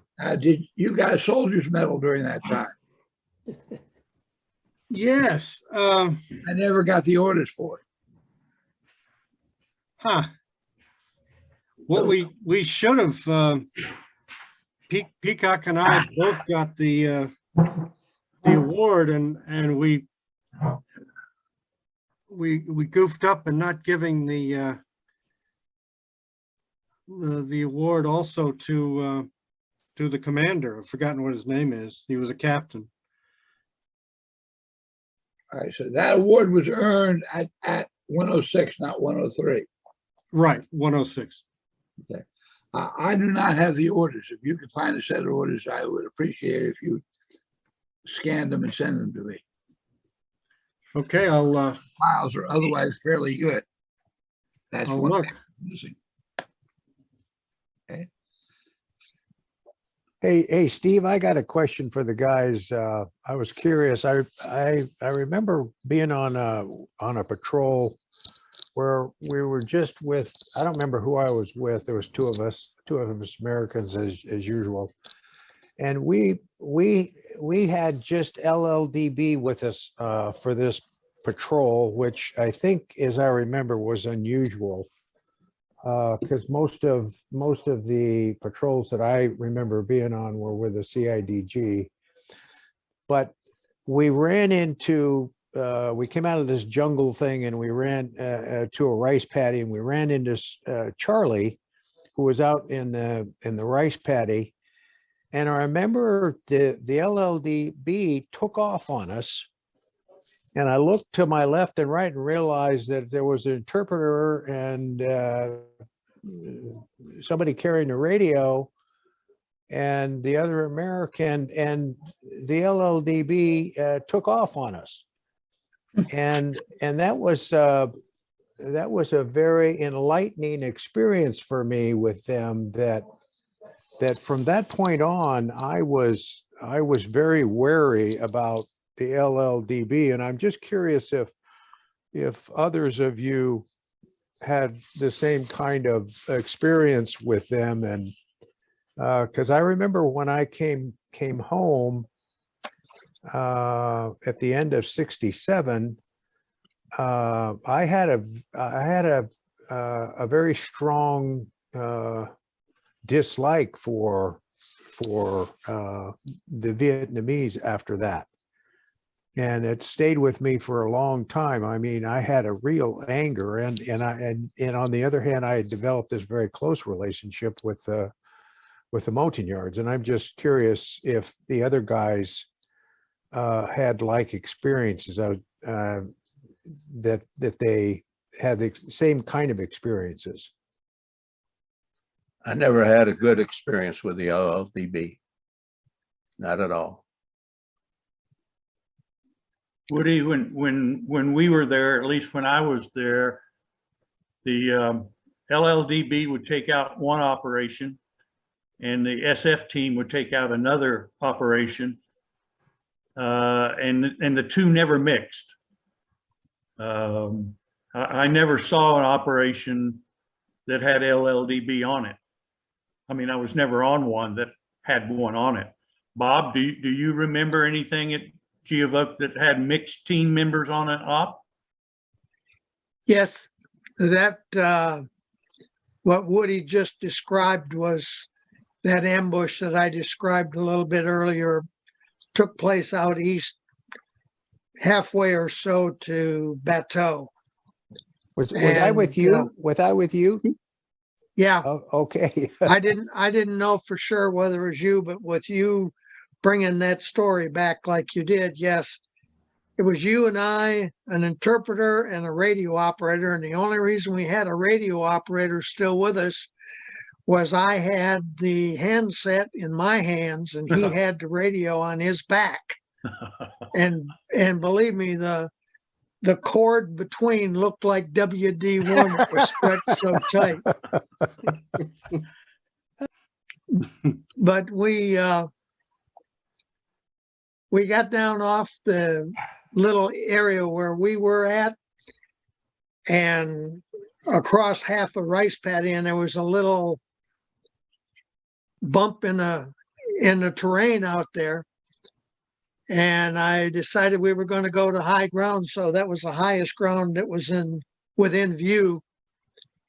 And we crawled up through the elephant grass, and I went in backwards, standing the elephant grass back up so that there was no path leading up the hill to where we were on the top.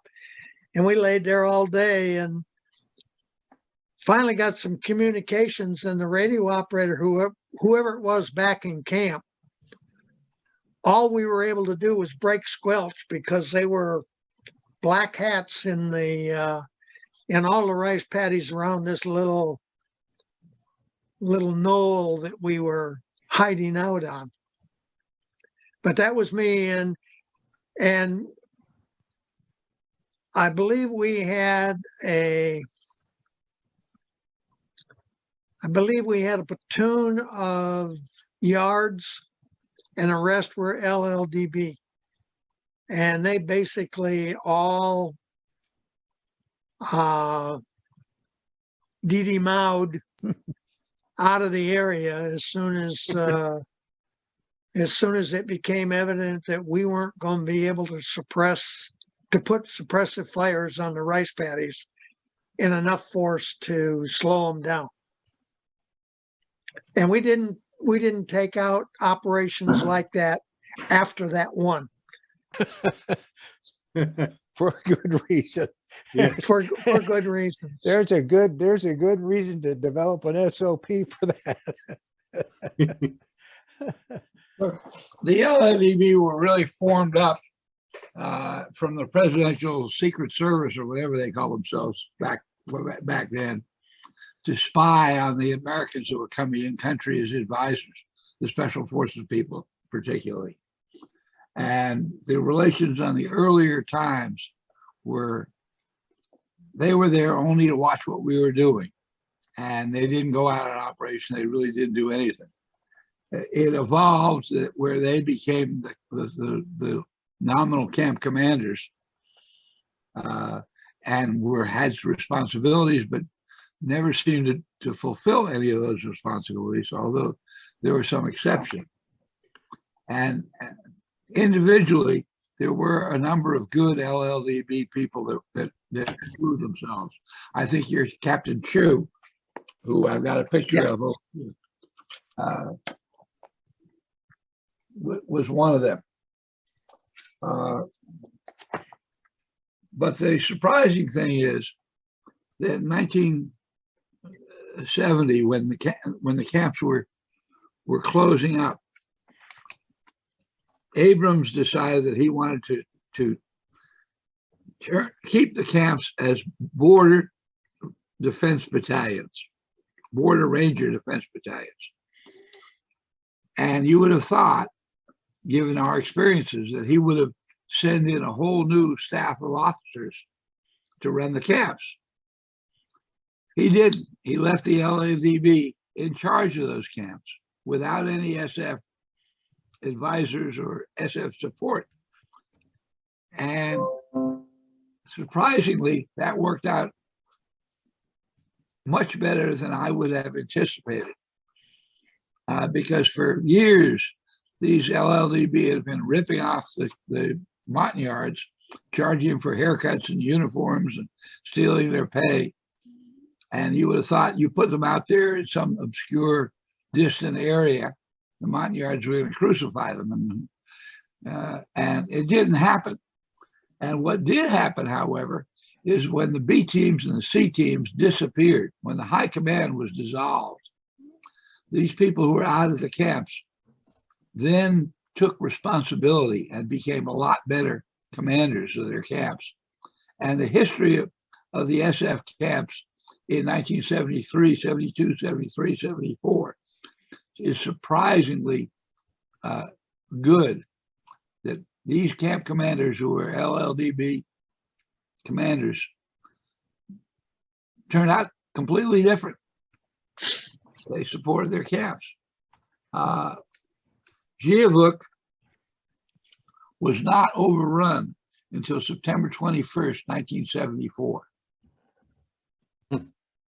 Okay, and that's, I've got all the camps over here, what happened to them after the Americans went home. And most of them lasted a very long time. Some of them were under siege for like four months before they E&E'd out of the camp. So it was really a surprise. So it's an evolution, but there always were some good LLDB commanders. There's a lot of friction with the LLDB at most of the camps, and the resolution for that was just change everybody, move all the Americans out. And I talked to some of the C team commanders about that, and asked them, were they given any particular instructions? You're coming in here, you're taking over C team, on how to handle relationships. And they had, nobody even talked to them about it. They were on their own. So anyway, that's a whole other thing. I remember that in Bateau 106, there was a bit of an uprising. The Montagnard Battalion members began attacking the the bunker of the LLDB, actually firing inside the apertures into the camp. That's what kind of started the whole thing when we had to get the wounded evacuated and out to the airstrip. And I have a memory of one of them hanging on underneath the Jeep on the way out to the airstrip. That was quite an afternoon. But we got him out.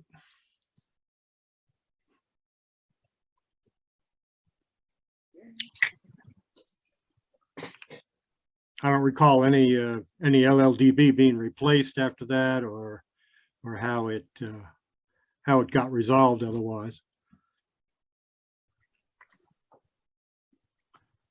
Well, there are incidents like that in many of the camps, and whether it's LLDB against CIDG or CIDG against the SF or the LLDB against the SF, there's lots of stories on that time.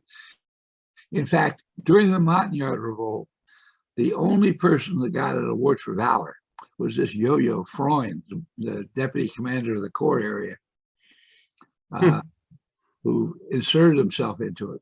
But every American that was given an award, and some very valorous actions took place, were all given commendation awards, service awards, because we weren't fighting with the enemy. The Montagnards were not our enemy, and therefore they couldn't get an award for valor. I tried to get the major, the name slips me, the one who was on cover of National Geographic. Brooks, that's right. His friends had asked me about helping him out or helping out his widow, and I got John Plaster to write up a recommendation for a soldier's medal, because it was higher than the Bronze Star that was given to Freund. And we felt that was appropriate. Plus, in some instances, there was a stipend to go with it. So I tried to do that, but the people who were pushing it just got upset with the procedures and they gave up. They were his classmates. So, that didn't work.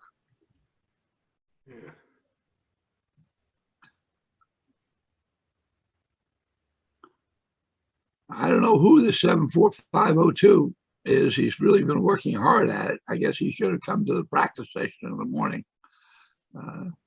Or if he can hear me, he should just call up and I'll talk him through it somehow. He's not benefiting by the chat functions. Let me put out a couple of advertisements before there's a pause here going on. At a website called vvfhmag.org, you can download free copies of a magazine that a group of people and I put out. I think Bill Chickering wrote one of the articles for one of the magazines. Or do you write for the Yellow Books? No, it was one of the magazines. So the magazines are free downloads, and I think they're really interesting because they're subject oriented and cover things that just are not talked about anywhere else. And then I made reference to the fact that we found out what happened to each of the camps. We put out a series of books by year. There's 14 books in the series. Bill can't order it because it costs too much to send it to France. $85 to mail it to France. But the whole series is 14 books that I edited, each one, of course, being one of the zodiac creatures. And it's like 12 articles on each year. And it's not meant to be a narrative of the whole year, but the most important things that have to be discussed. And from a point of view that's different than what's discussed normally in academia on the Vietnam War. And we got some really good people writing the articles. And because I was the editor, a lot of SF stuff was put in here. And then, of course, the Green Beret magazine, some of you have, some of you don't have. It's a yearbook of our service in Vietnam. If you're not actually in one magazine, the things you did are in that magazine. It's something to show your family and your friends and keep as a memento. The same way you keep your high school yearbook. So, More Steve? momentous. Oh, go ahead. What was the magazine we used to get every month? that's what I'm talking about. That's the Green Beret magazine. Okay, And you know, each month's cover is here. But I okay, put them all together in volumes by year. So there are 5 years, 52 magazines all told. And in volume 1, all those magazines are indexed. So you can find all the proper names that show up in the magazine where they are. You can find it. So that's kind of a neat thing. I'm looking here at Gia Vuc, right up till the last article here in this 74, 417. The article in 1969 says Shangri-La, Special Forces advisors leave. So who was talking about Shangri-La here? Gia Vuc was identified as Shangri-La in this magazine. And it's listed to be one of the oldest camps in Vietnam. I'd have to go back and look at that. I think that Doc Peck was earlier, but it could well be. So anyway, that was an interesting. All the articles are here, the schools and the kids that were an article here about a girl named Gigi, who is sick and bedridden, and to Da Nang. I'm on this video chat with Special Forces teams. Where'd you go? Yeah, where'd you go, maybe? All right. When he comes back, he'll have to unmute. Steve, are you doing this with every camp in South Vietnam? A Zoom meeting? That's the idea. And I'm surprised how few people came to this meeting. I normally get about 25 people at a meeting. How many have you done so far? Well, I did 2 Corps as B teams. So there were a lot of people on each meeting. I did 3 for 2 Corps, 4 for 2 Corps. I did B-25 on another day. And in 2 Corps, in I Corps, I've done 4, then 2 today, and 2 tomorrow, and then 1 next Wednesday. Wow. And that will complete I Corps. Then I go to 3 Corps. It takes about a week to find everybody, and usually it's 2 weeks. The first week I find everybody, and then I pick up the pieces during the next week. So that's the idea. But remember, every one of you got an email from me that has the addresses of every other person that I found. Okay, there may be a few people who got found late. You didn't wasn't on their list. But I'll be sending you another email later to tell you when I post the video and where it is. So that will be up to date. There's nothing preventing you guys from individually or as a group setting up your own Zoom session. It's free for 40 minutes. You know, I'm doing this little bit more so. So I keep the Zoom account open all day. But you all can communicate with each other as individuals or as a group. That's up to you. I've got my hands tied. I'm moving on to 3-Corps in the next month. But there's no reason why you guys can't do it. Really, I'm hoping that you will. You guys haven't seen each other for such a long time. You're all out there. You look at the names that are on the mailing list, and they're names that are familiar to you. If you can't remember, go back and look at the website and take a look at where they were, what they did, and who was there when you were there. You'll see all these guys. And if I'm missing somebody, like I can't find this Frank Best, B-E-S-T. I can't find him anywhere. I mean, I can't find his name in my records. He's deceased. He is deceased. Is it B-E-S-T, Bravo Echo Sierra? Correct. B-E-S-T. He was a realtor later on in Fayetteville, North Carolina, but he is now deceased. But did he go by, was F a middle name, or was he Freddie or some other Best?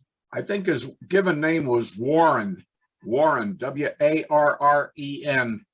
Okay, that makes a big difference. Longtime realtor in Fayetteville.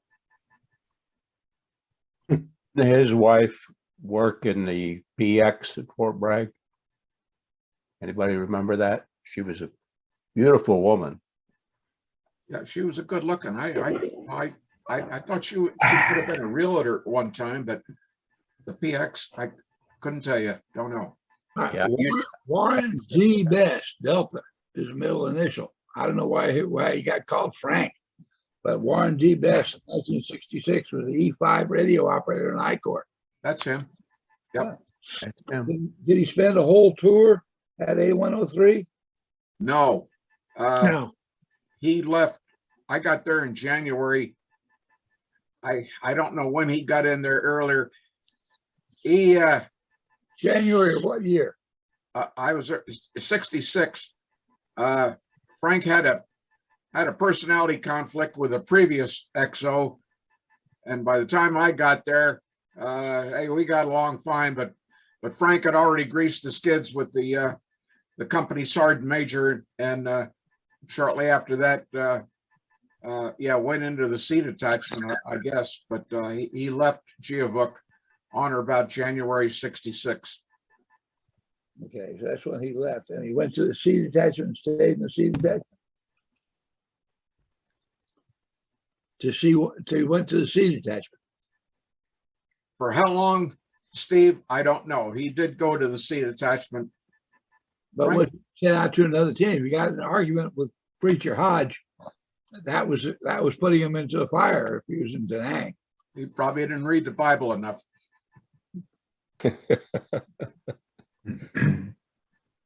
Okay. Well, anyway, I have him here on a tour, and that I'll put him into A103. All that information comes from pieces, little bits and pieces. So every little bit and piece is necessary. If anybody knows something and it's not on my website, you got to tell me about it. Otherwise, I'm not going to find out. There are no rosters. I'm morning reports. I don't have any of that shit. Steve, on him, first of all, looking at your list of team members, Dominic Tantello, he did not leave in 66. He left in the summer of 65. That would probably be around June or maybe even July of 65. And that's when Best would have came in. Okay. So Tantello is around June of 65. Yep. And then I will put Best, whose name is Warren D.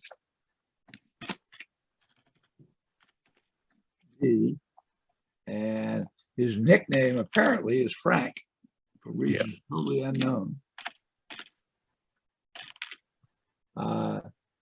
And he was an E5 from 06, 01, 65 until around, probably I would say he was up there till February of 66, and Paul Lowe replaced him because Weeks would have replaced you.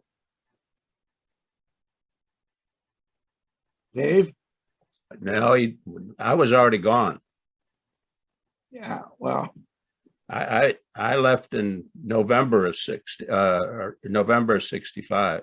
but I don't see anybody coming in immediately to be your Frank replacement. Best was there.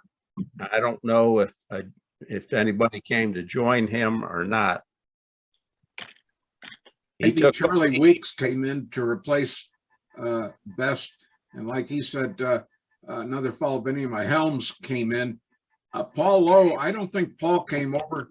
I thought he was with the team that came out of Bateau when they swapped teams between A103 and Bateau.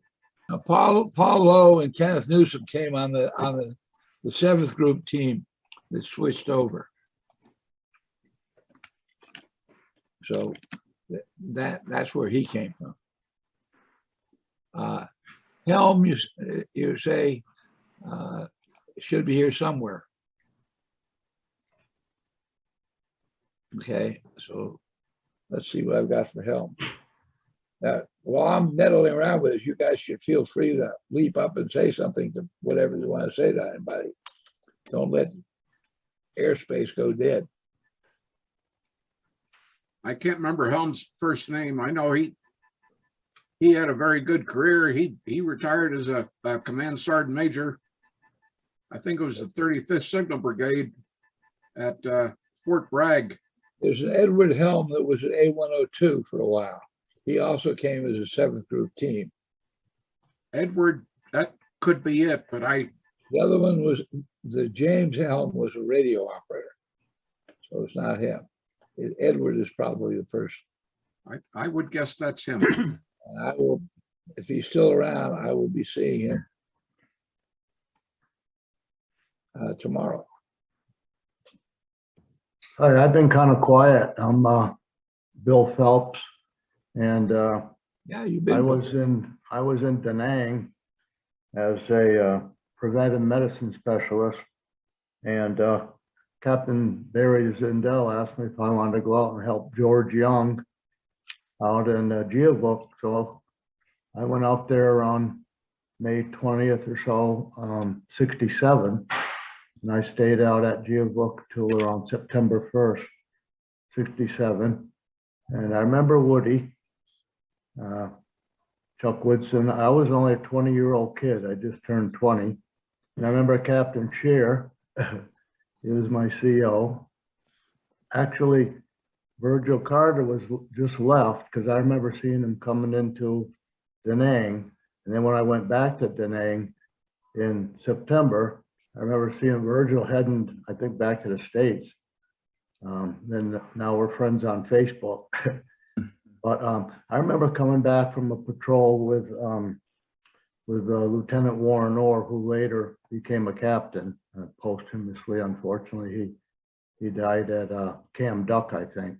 Yeah. But I remember when I came back from the patrol, Captain Scheer said, "Hey, Phelpsy, come in." We went into this bunker, and some kind of video team from some news station was interviewing us. Do you remember that, Captain Scheer? I was at Young Spec 4. You probably don't even remember me. You do vaguely remember me? Young Spec 4. Well, it's hard to remember everybody. Just yeah. Well, because George Young went on R&R, and I was the only medic there for about six or 8 weeks or something like that. And I remember the 101st using our med as kind of a way station or something. Some choppers coming in and out, and I was pretty busy there for a couple of months. And I was pretty much a raw rookie. But anyway, How many of us were? Yeah. yeah, I wanted to speak up a little bit because I just been watching. Thanks, Bill. Then I went back to and then I had a second tour. I was in Play Cool all through 68. Came home September 68. Still kicking. Were you at How- the B team there at Playku? Yeah, I'm Play Cool. Yeah, we had a CIDG hospital up there. James Yeah. Phillips was one of our NCOs. Captain Garrett, I think Garrett was NCOIC. And we had, I remember the doctor. I'll remember it right after I hang up on you guys. Anyway, I remember Woody though, because didn't we connect on the Facebook or something, Woody? I think we have, and I wanted to ask, do you guys remember me bringing a nurse to the camp? Flying a nurse into the camp. Do any of you guys remember?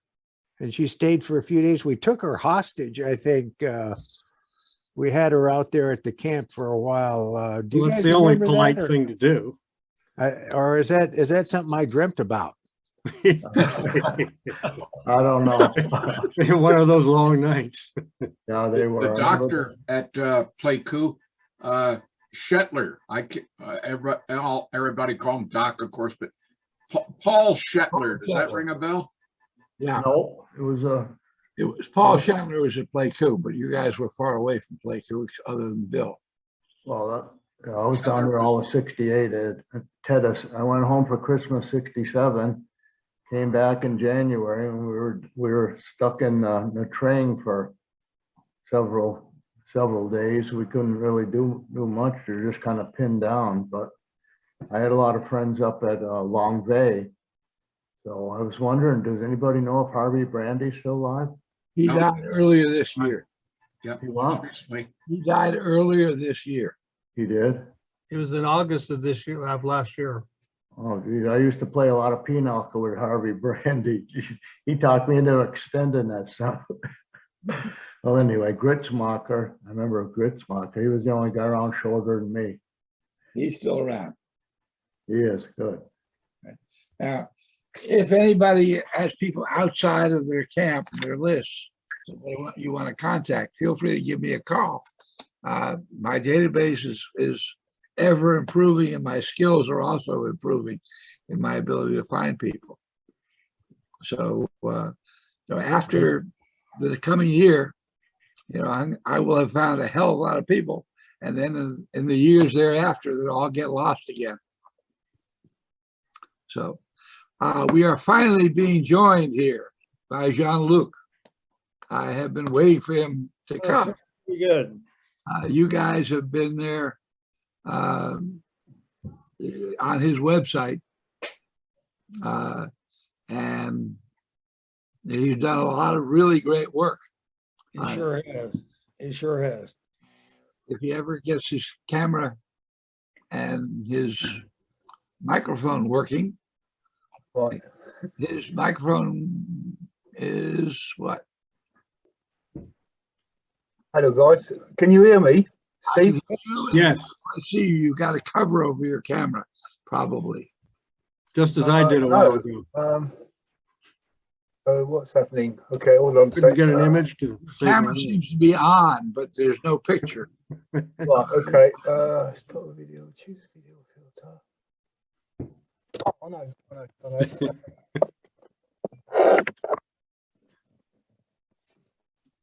Just take that towel off your camera. No, it's not. It's connected through a USB hub, and I don't think that was switched on. Your camera shows up as being operational. And the black screen normally suggests you've got a cover over the lens. That the camera's working, but the lens is covered. No.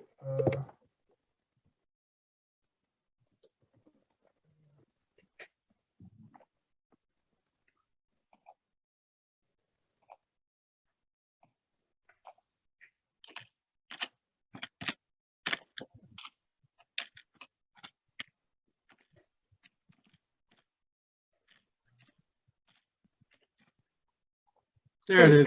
There it is. Okay, welcome to our little gathering here. Okay. We've got one other fellow next to you there that we haven't quite figured out who he is. And he's been making those little lines wave up and down now for the last half hour or so.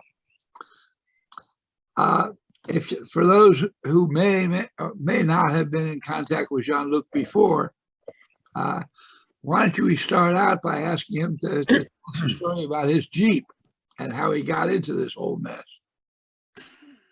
Wait, something else.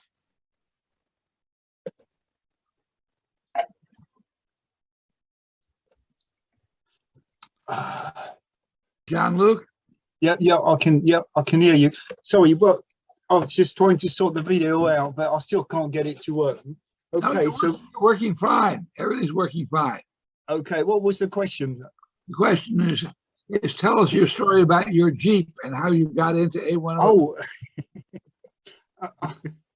I mean, that's, you know, as a kid, I can remember my dad was in the French Reserve, okay, and I can remember him driving back at a weekend during maneuvers in a Jeep. And as a small child, I thought, well, one day I'll have one. And I think I can't remember. I had to wait until I was in my 50s, I think, to get it. But I was always been interested in the Vietnam War, and I just tried to find out some markings. And what I found out, the Jeep was not a World War II one; it was a Korean War, which I thought, oh, that's not a lot of good because, you know, I'm interested in Vietnam. So I've done some more research, and I just came across the photograph of exactly the same Jeep taken at Gia Vuc. And I thought, that's, you know, that's my lead. So I just started digging a bit more into I've read to the National Archive on, you know, just through the internet. I've done a bit of research, and that's how I found out that the Jeep, the photograph, was taken at the Gia Vuc camp. So I thought, well, that's what I'll do. I'll restore it as the vehicle, you know, having served there. And it's all went from there. I've put a few photographs on the internet of what I was doing, and some of the veterans just got back in touch with me, and that's how I started the website. So it's just a bit of, you know, it's pure luck, to be honest, that I got involved into Gia Vuc. Well, excellent, excellent. Quite a website. If you've been on it, you could take a virtual tour through the camp. Now, Yes, you yeah. added a lot of things beyond Gia Vuc to the website, but the Gia Vuc was the core originally. And Yep. as I said, he collected enough pictures to allow you to take a virtual tour of the camp. That's right, yeah. And I mean, you know, I've got to be very thankful to all you guys, because without your photograph on your stories, the website would not exist. So, you know, I'm very grateful for you entrusting me with your memories. That's very, very nice, very kind of you. It's great of you to do what you did. Well, Thank you. You know, we all got to do our little bit to help each other. So that's, you know, that's what I've done. Huh? I totally agree with Bill. Thanks very much for what you've done, what you do. You're more than welcome. You are. Jean-Luc, what is the website? How can I access it? Right, it's www.gia-vuc, so it's GIA-VUC.com. I've just renewed the hosting, so that's live for another year, and I see. it should be. I've done that 2 days ago, so it should be working fine. So it's www. DYA Duke. No, GIA hyphen VUC. Yeah. .com.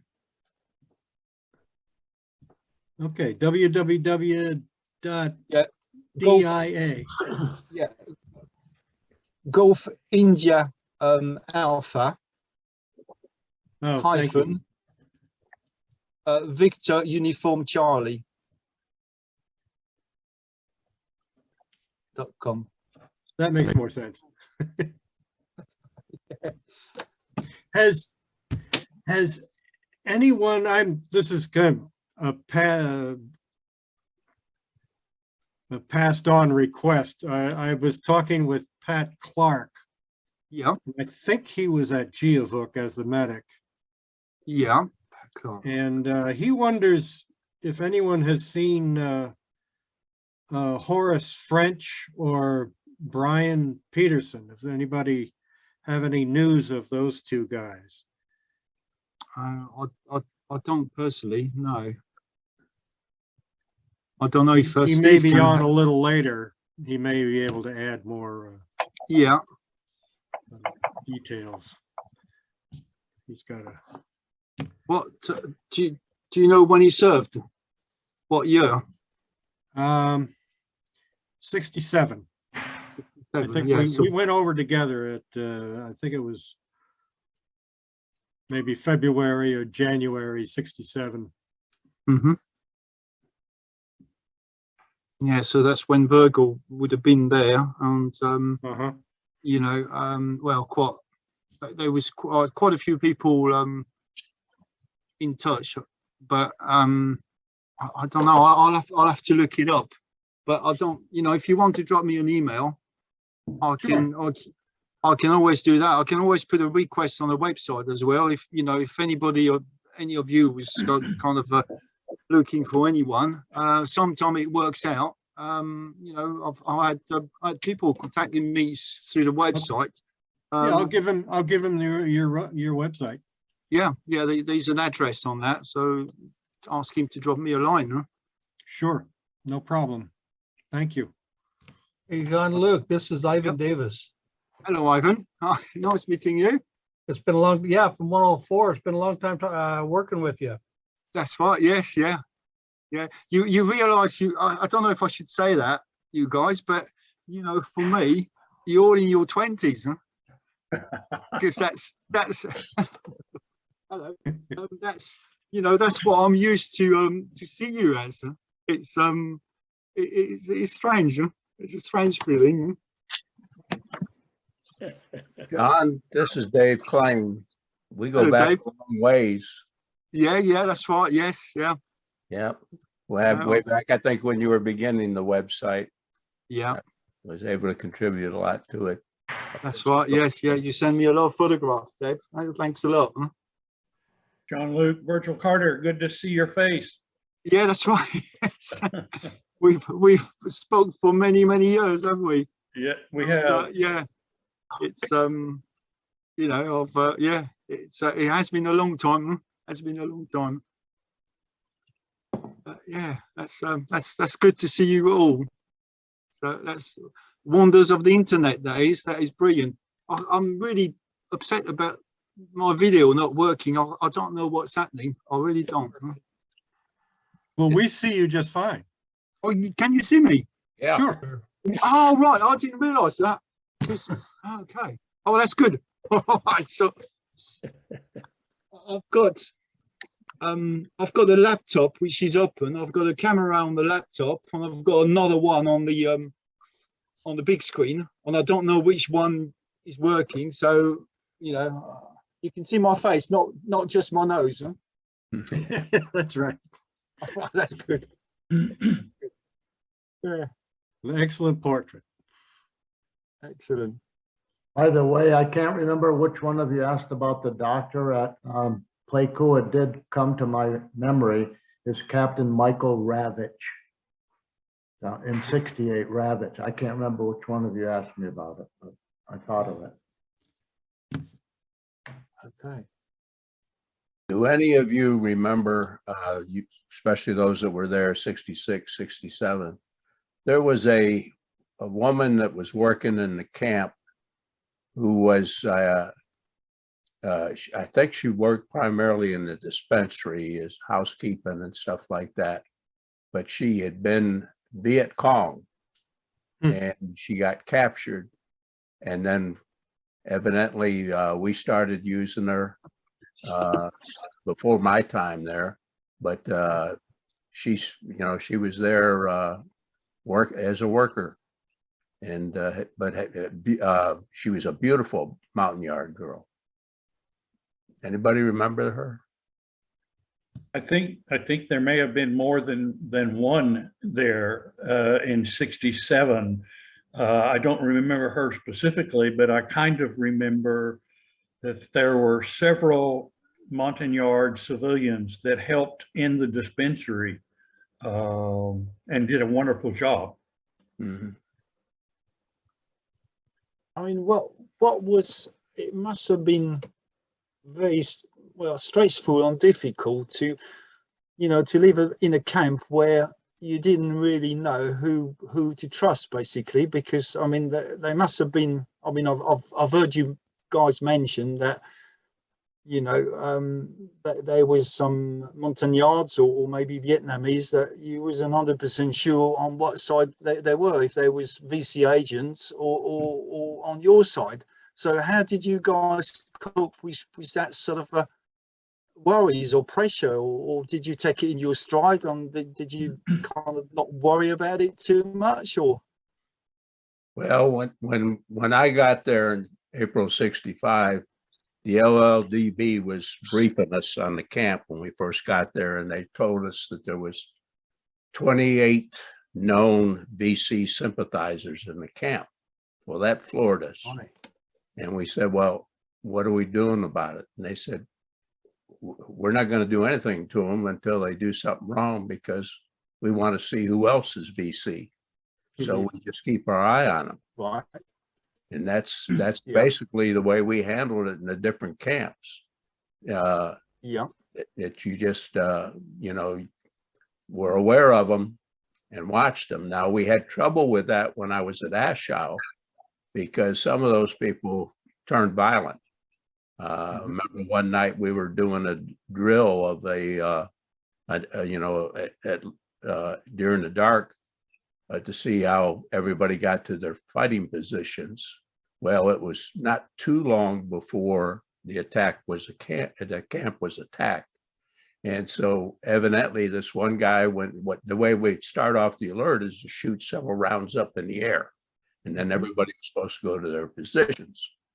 Well, this one guy, he thought it was the real thing, and he started shooting people as they were running to their positions.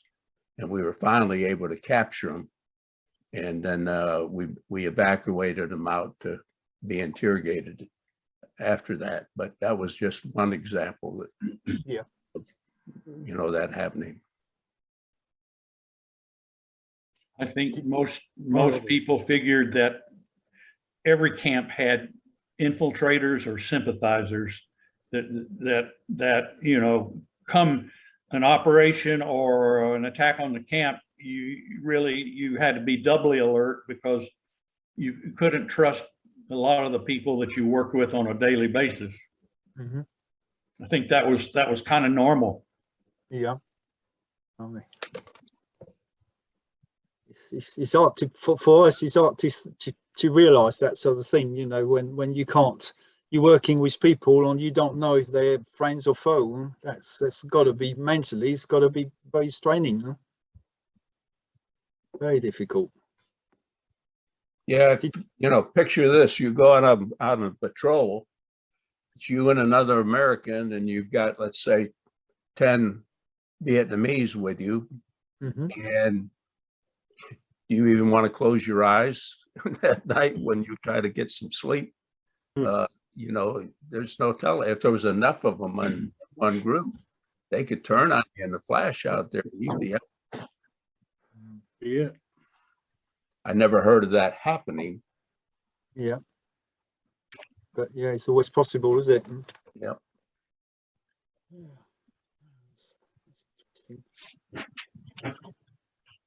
We were being led by a platoon of 101st Airborne, I believe. It was a combined operation. I think we probably had 20 CIDG and myself, and the platoon, the platoon I think was headed by a captain.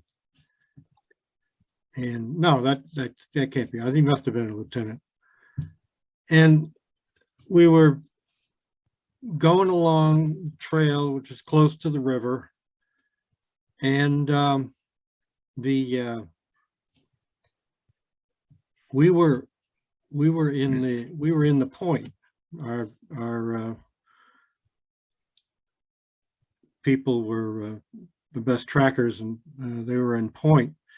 And we had gone by this fisherman who was alone, kind of with his ankle deep in the river, and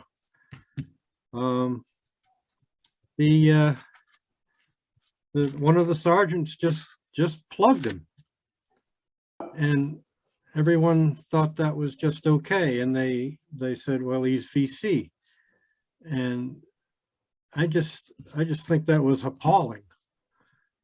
I mean, if he was BC, you'd be better off capturing him. And I wondered if you guys had seen any combined operations like that with regular units with that kind of behavior.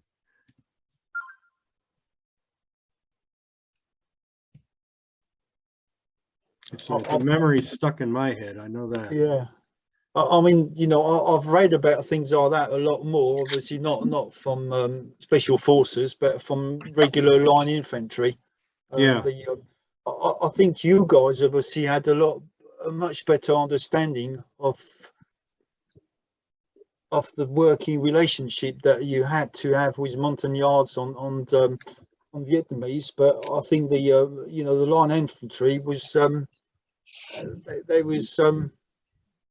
I think there was a lack of understanding between, you know, what they was there for, on what they had to do. So I think that those kind of mishap did unfortunately happen. I mean, that's, you know, I've got no experience, but it's just what I've kind of read, you know, on kind of heard.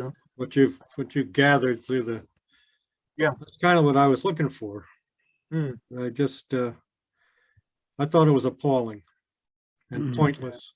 I know when we went on patrol up into an area where it was a free fire zone, we still, if we saw, you know, somebody in black pajamas or whatever, you know, we would, when they saw us, we would motion for them to come to us.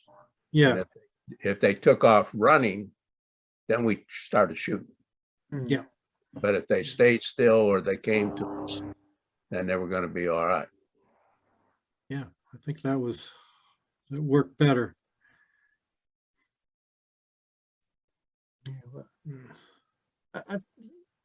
I've been trying all for what the last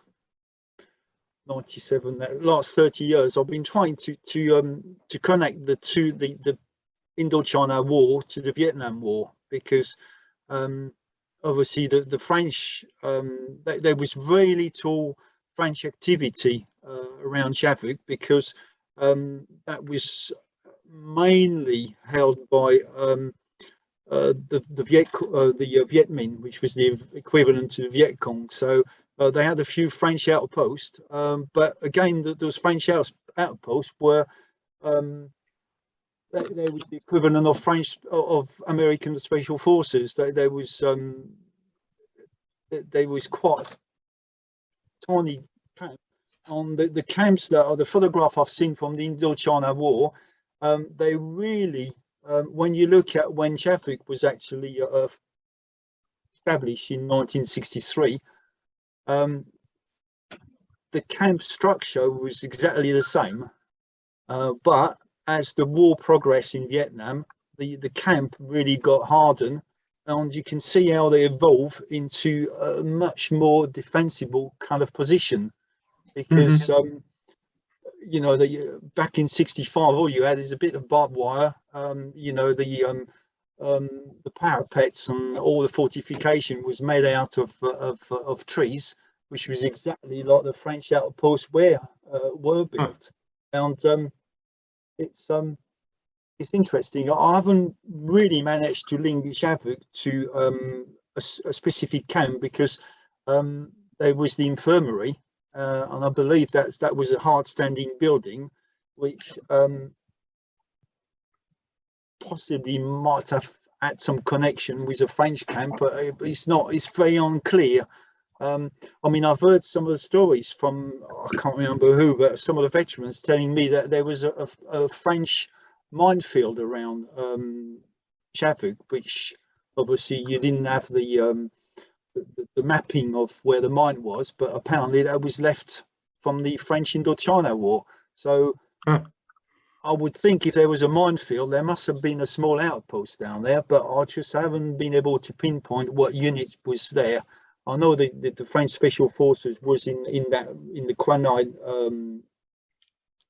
county, but it's just, you know, maybe one day I just hope I could link the two together, because I think the historical your story on the people who was there like 10-15 years prior to you must have been quite similar, and that would be interesting for me to be able to you know, kind of link the two together. But the similarities are quite, especially right at the beginning of Gia Vuc, of the US camp.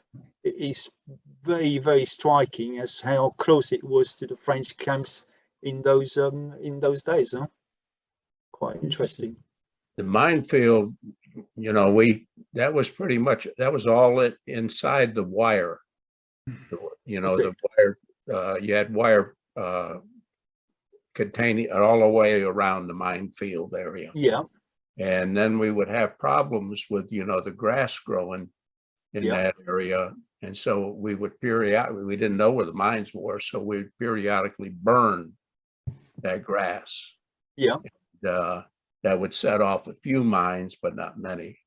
But we had no idea, you know, I mean, inside the minefield, you had no idea where they were at. Yeah. Now, it was at Ashow, that evidently somebody had gone and mined that area at some time, and that was not all in the wire. And I remember one time we had a patrol coming in, and one of the Vietnamese hit a bouncing Betty. And of course, it killed him. Yeah. Wounded some of the people around them, but we didn't know, you know, at all where all the mines were in that area. So you were really careful. Yeah.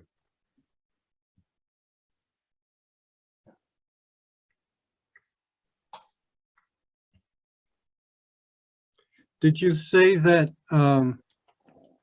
Jean-Luc, did you say that many of the Special Forces camps were distributed pretty much in the same way that the French?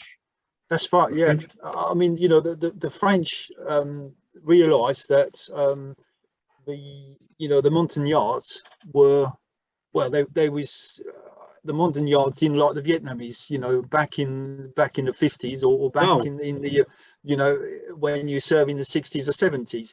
So they was quite oppressed by the Viet Minh. So the French realized that they could use them, you know, on their side, basically, which is also what you found out. So yeah, I mean, north of Pleiku and all in the you know, mountain regions, that's where they really had small outposts. I mean, they was tiny, and most of them was manned by either colonial infantries, or they was manned by not so much the Legion, but what they call the GCMA, which was the French equivalent to the US Special Forces, basically. And they was established. Oh, I can't. My memory is not too good without my notes. It's always difficult. But they had little kind of A teams like you did, with 4 or 5 European soldiers, and the rest of it was all Montagnards. And you know, they assumed they did this. They had the same kind of missions, basically. you know, which was recon on sort of, you know, stopping Vietnam infiltration and try to kind of push them, flash them away from that area. But yeah, I think on the website, I think I've got a section on Indochina, and I'm pretty sure that's in English actually. I did, some of it is in French, but I've got some of it in English as well. And I mean, I was just by chance in England, I met the daughter of one of the leading figure of the French Special Forces in 1950, and she sent me quite a lot of photographs that her dad took, and he was, you know, he was fighting in that region, and funny enough, even some of his unit went on a long range raid, and they came across the Ho Chi Minh Trail, and at the time it wasn't called the Ho Chi Minh Trail, but you know, later on in life they realized that what they come across was that trail, which was already built in the you know, that was 51. So that was already in place, you know, to infiltrate the south. So that's, yeah, but that's very interesting. And the funny part for me, so I learned about Vietnam first, and Indochina, I got interested into that in the last 10 to 14 years. So it's like going back in time, you know. I'm reading about a French Indochina, and I'm thinking, oh, I've heard that before, and it wasn't before, it was after, because some of the things they've tried, you've tried as well. So, and what's interesting, what worked for the French worked for the Americans as well. You know, the CRDG program on implementation of camps in the, you know. So their general approach was pretty similar.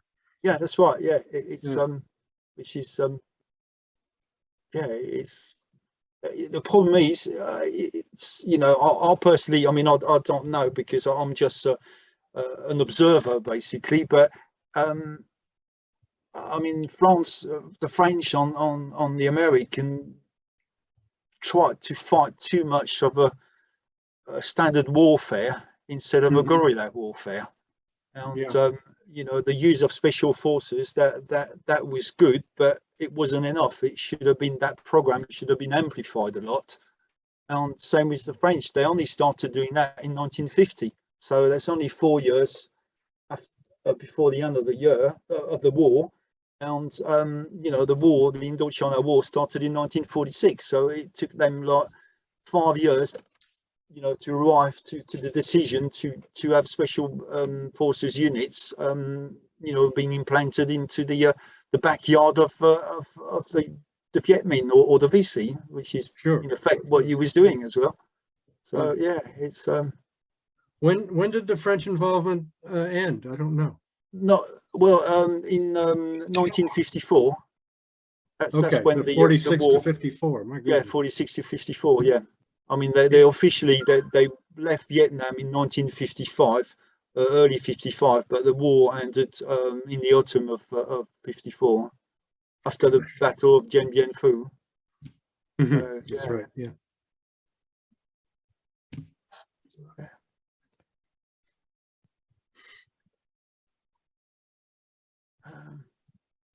I'm sorry I had to disappear there for a while, but I had that's right, a phone call that I had to take. And I believe that we're coming up very shortly to another session.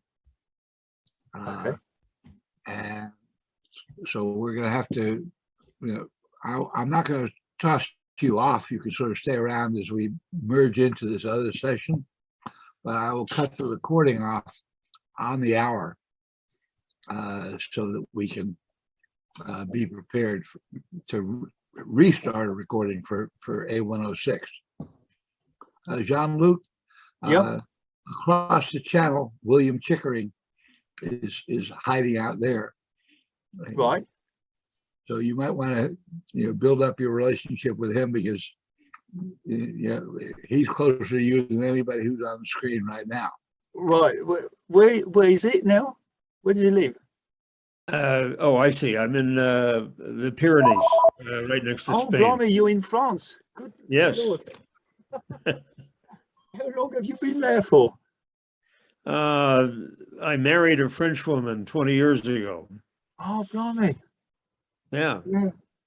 It's like me. I married an English woman. That's why I'm in England. I'm not in France, you see. Yeah. We're lucky men. Yeah, that's right. Yeah. Mind you, I would like to come back to France as well. That's, you know, maybe I'll go and retire over there. I don't know. We'll see. But yeah, the Pyrenees, that's lovely. Yes, it is. It is. Maybe I'll come up and see you in England.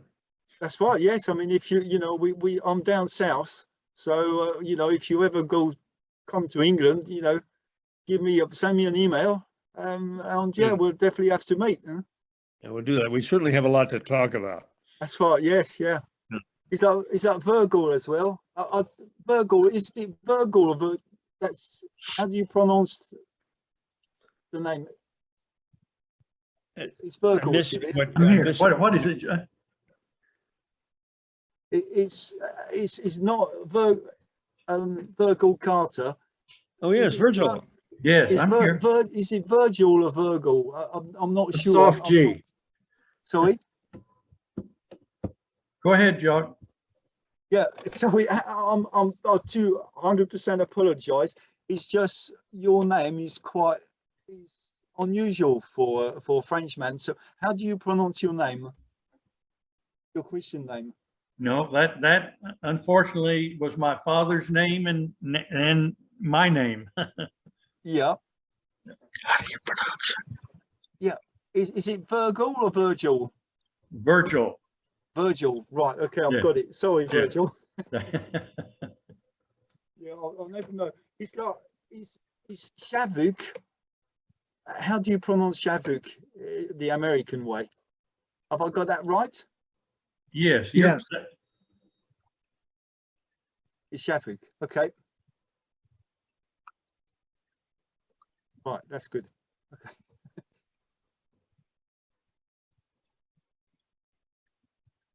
You know, I've still got Virgil. I've still got all your maps on everything. You've done a great job on your website, Jean-Luc. Yeah. Thanks. Thank you very much for that. Congratulations on your hard work. You know, you're one of the first supporter of the website. It's it must be what, 1998, I think, probably, when you contacted me.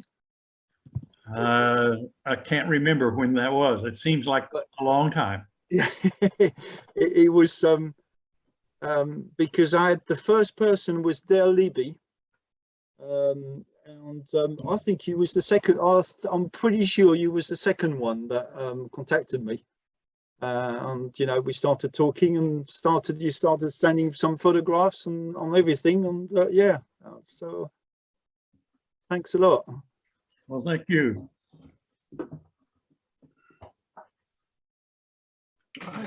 Okay, well, we still haven't got attacked by anybody from Bateau yet, so that's okay. Steve, can you hear me? Thanks for all your hard work, Steve. I'm going to bow out now, but it's been a great call. Okay, well, I enjoy having you all here. Again, let me push out for the Green Beret magazines and other things that I've got on my website. Virgil, as I said, I got nice pictures of a tall string bean named Virgil Carter. Thank you, Steve. Good to see all of you. Virgil, Yeah, goodbye. Goodbye, Virgil. Continued best wishes on your painting. Thank you. Good to see you all. Yes, all of you. Stay healthy. Okay, All the best. 74502, who are you? This is Chuck Mayville. This is Chuck Mayville. Can you hear me? Oh, there you are. Yeah. Can you hear me? I can hear you and I see you finally. You were there for a long time. What were you doing all that time? I just came in from the beach, guys. Give me a break. Of course. I don't know why my name's not up there. There it is. Is now There we go. Jim Spangler. Sir. No, that's good. That's,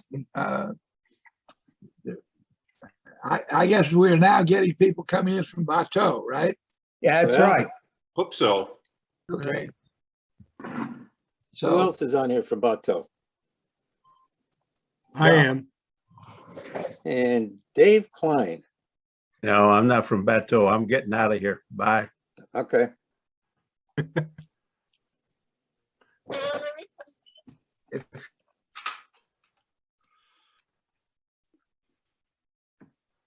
I'm looking for familiar faces or names.